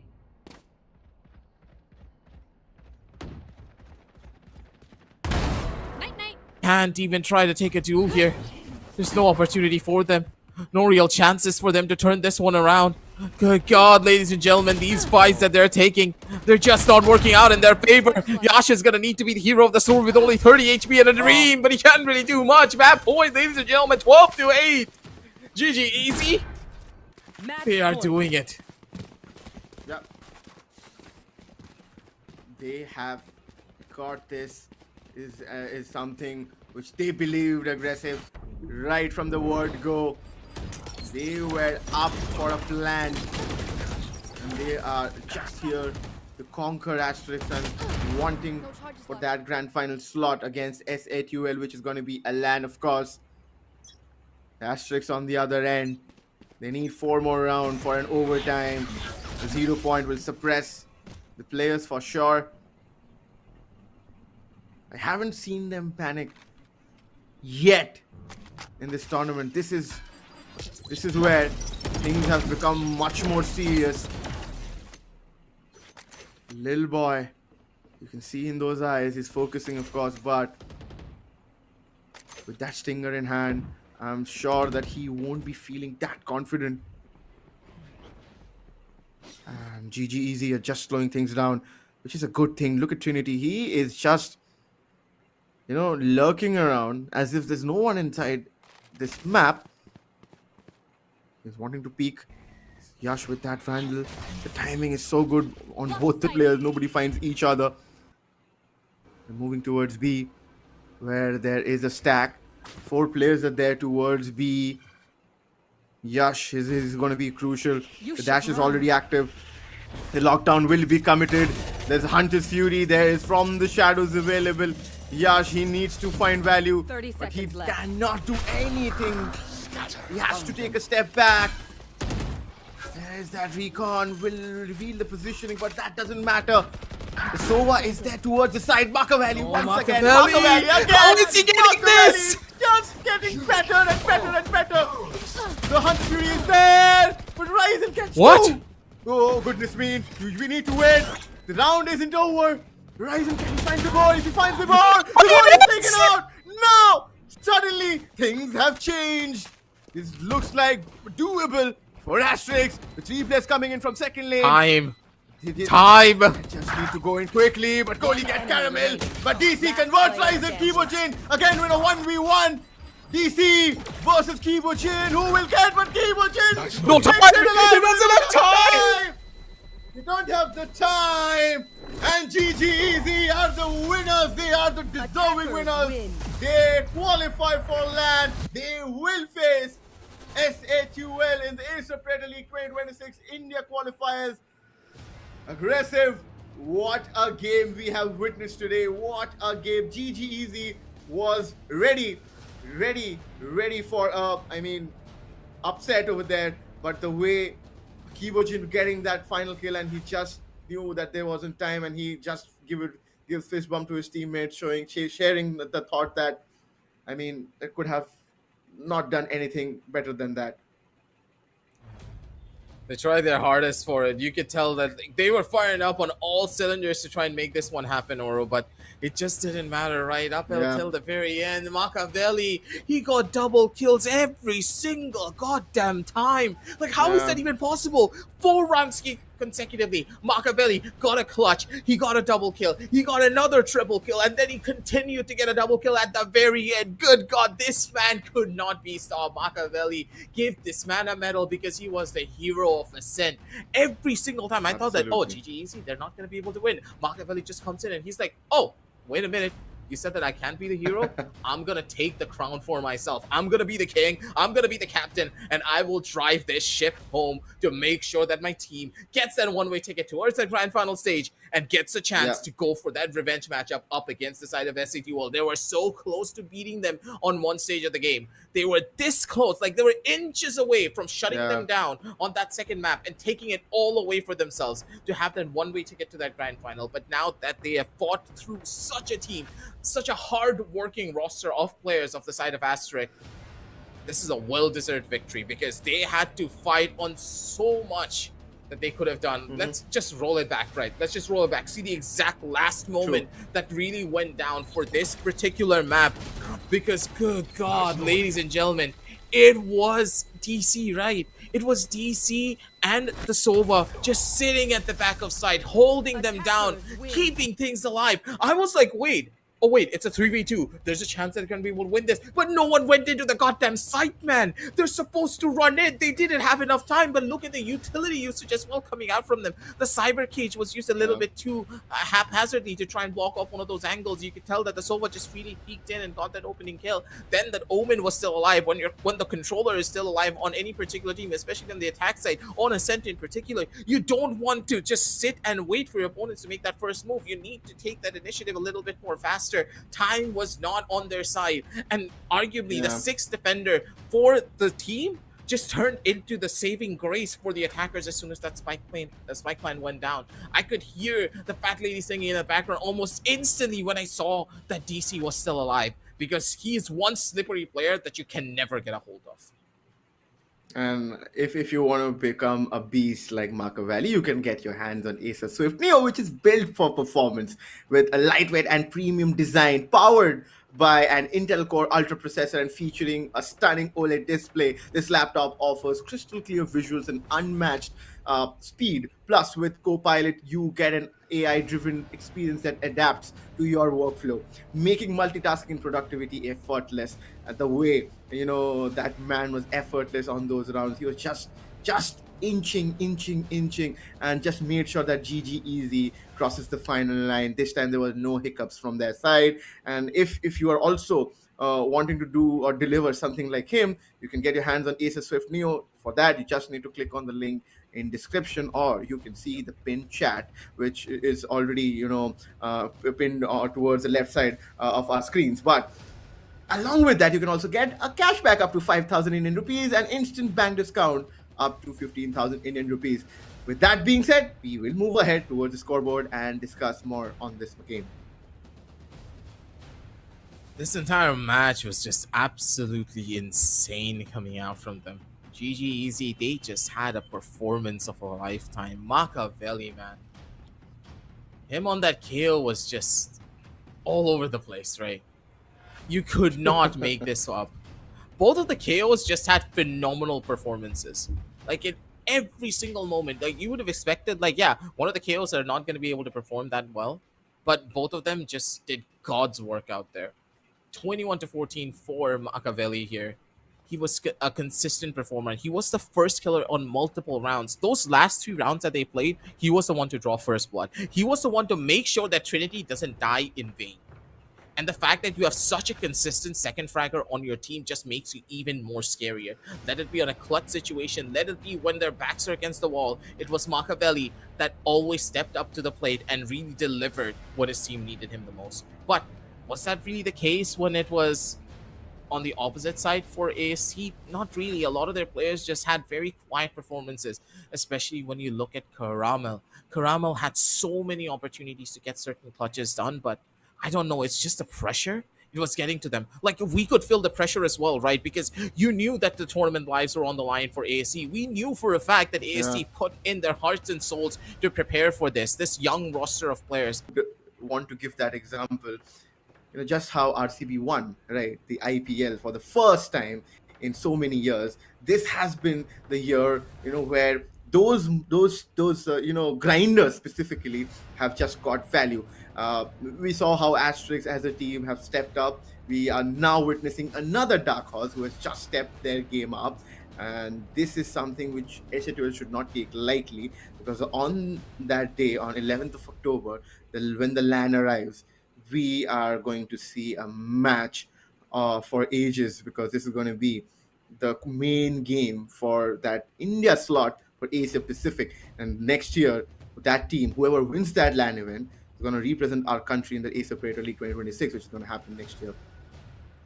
Absolutely. To get to that global stage, you represent your country on a big stage like that. It's always going to be difficult. But both of these teams, they have 1 month to practice to finally drill through all of their different strategies and come back as the strongest team that they can to take a BO5 on that grand final stage. Ladies and gentlemen, make sure to check out all the links down in the description. Also hit that like, hit the subscribe, and also hit that notification bell, because if you want to know exactly how to visit the LAN site, and of course, be there to support your favorite teams, make sure to follow us on our Instagram at the Esports Club, and also maybe follow us here at the Caster's Desk as well. Oren, of course, aggressive, but good God, am I excited for this one. One last tidbit before I do leave you guys off for the night. Make sure to go and check out the Aspire Go multitask like a prodigy with the Aspire Go 14 AI PC. At the slim, powerful, and ready for every idea, it's ideal for multitasker makers and minds in motion. With its AI-powered performance, its laptop that thinks as fast as you do. And if you want to be fast when it comes down to your wallet transfers as well, make sure to check out the links almost instantly, because the offers are not going to last that long, right? The Acer Predator League is almost going to be coming to a close. So make sure to check out the links down below in the description, because the instant bank discounts, and of course, the sling bags that you're going to get with an additional monitor as well if you get the Helios and the Swift series, they're all going to disappear if you don't catch out on those offers soon enough. But it's going to be your boy Aggressive with Oro signing on off for the night, because we had a banger of a best of 3, ladies and gentlemen. That was a nail-biter one. So we're going to be taking our leave, and thank you all for stopping on by, ladies and gentlemen, for the Acer Predator League 2026 India Qualifiers. We're going to be catching you in the LAN soon enough. Good night and happy gaming, everyone.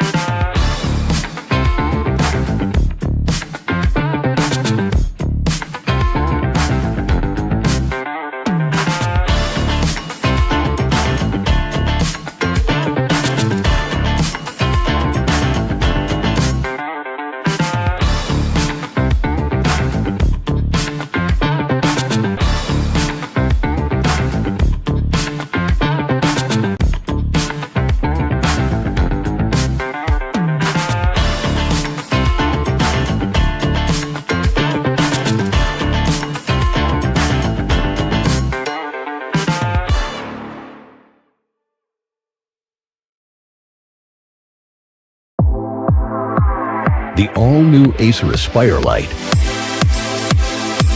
With up to 13th Gen Intel Core i7 processor. Enjoy sharp visuals on a full HD display. With a flexible 180-degree hinge. Lightweight at just 1.59 kilograms. Powerful, flexible, and ready to go. The Acer Aspire Lite, with up to 13th Gen Intel Core i7 processor and a full HD display. Lightweight at just 1.59 kilograms. It's powerful, flexible, and ready to go.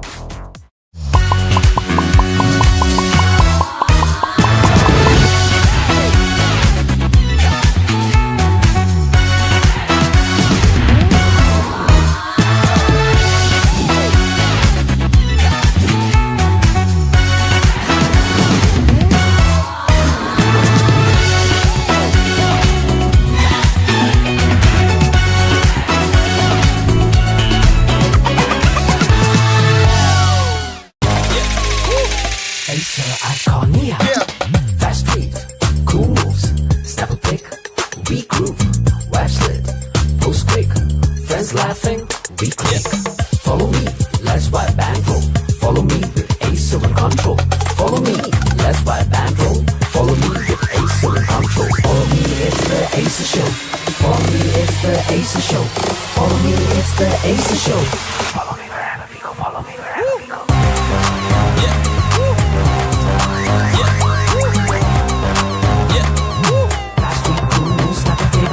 Vibes lit, post big friends laughing, we click. Follow me, follow me, go. Follow me, follow me, go.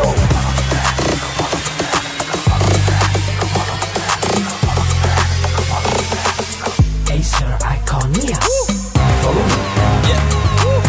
Acer Iconia. Follow me. Acer Iconia.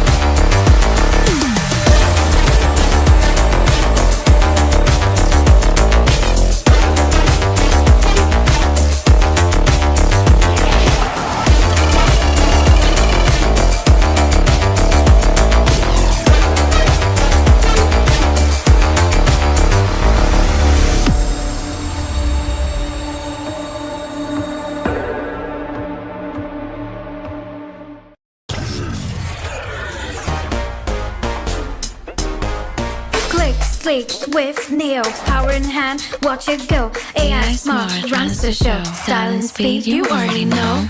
Lightweight game, heavy all night. Work off late, it's just right. Color that pop, style and glow. Swift neo, oh, that's how we roll. Click, sleek, swift, neo, power in hand, watch it go. AI smart, runs the show. Style and speed, you already know. Swift neo, you feel me. Lightweight game, heavy all night. Work out play, it's just right. Color that pop, style and glow. Swift neo, oh. Let it lead, let it grow. Turn and flip every tap and glow. Swift neo, that's how we roll. On stage, vibes up, you feel me. Swift neo.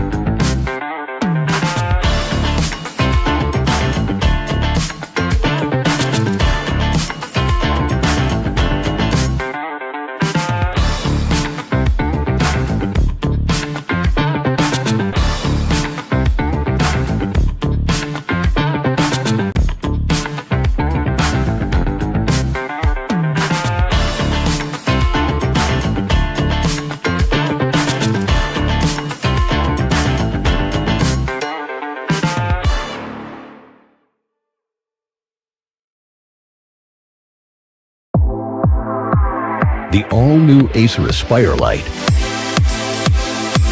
With up to 13th Gen Intel Core i7 processor. Enjoy sharp visuals on a full HD display. With a flexible 180-degree hinge. Lightweight at just 1.59 kilograms. Powerful, flexible, and ready to go. The Acer Aspire Lite, with up to 13th Gen Intel Core i7 processor and a full HD display. Lightweight at just 1.59 kilograms. It's powerful, flexible, and ready to go.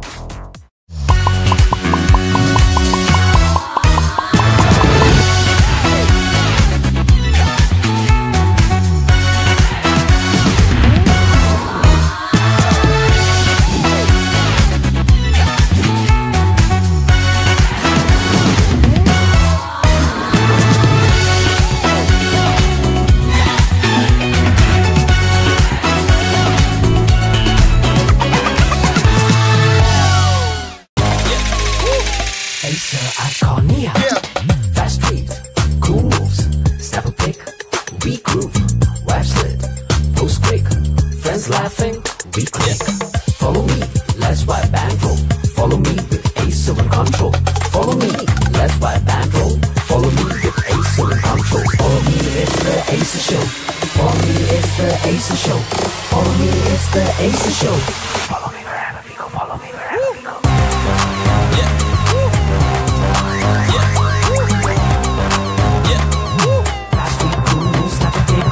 Vibes like those big friends laughing, we click. Follow me, follow me, go. Follow me, follow me, go.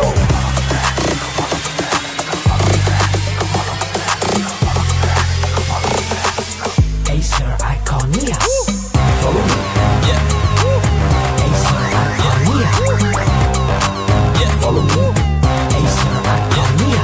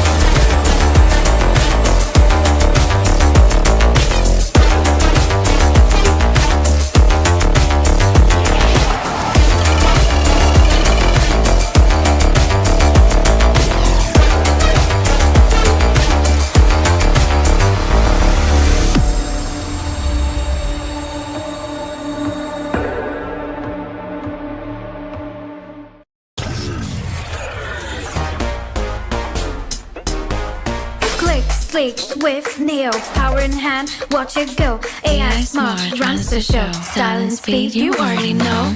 Lightweight game, heavy all night. Work off late, it's just right. Color that pop, style and glow. Swift neo, oh, that's how we roll. Click, sleek, swift, neo, power in hand, watch it go. AI smart, runs the show. Style and speed, you already know. Swift Neo. You feel me? Lightweight game, heavy on might. Work out play, it's just right. Color that pop, style and glow. Swift Neo, oh. Let it lead, let it grow. Turn and with every tap and glow. Swift Neo, that's how we roll. On the edge, vibes up, you feel me? Swift Neo.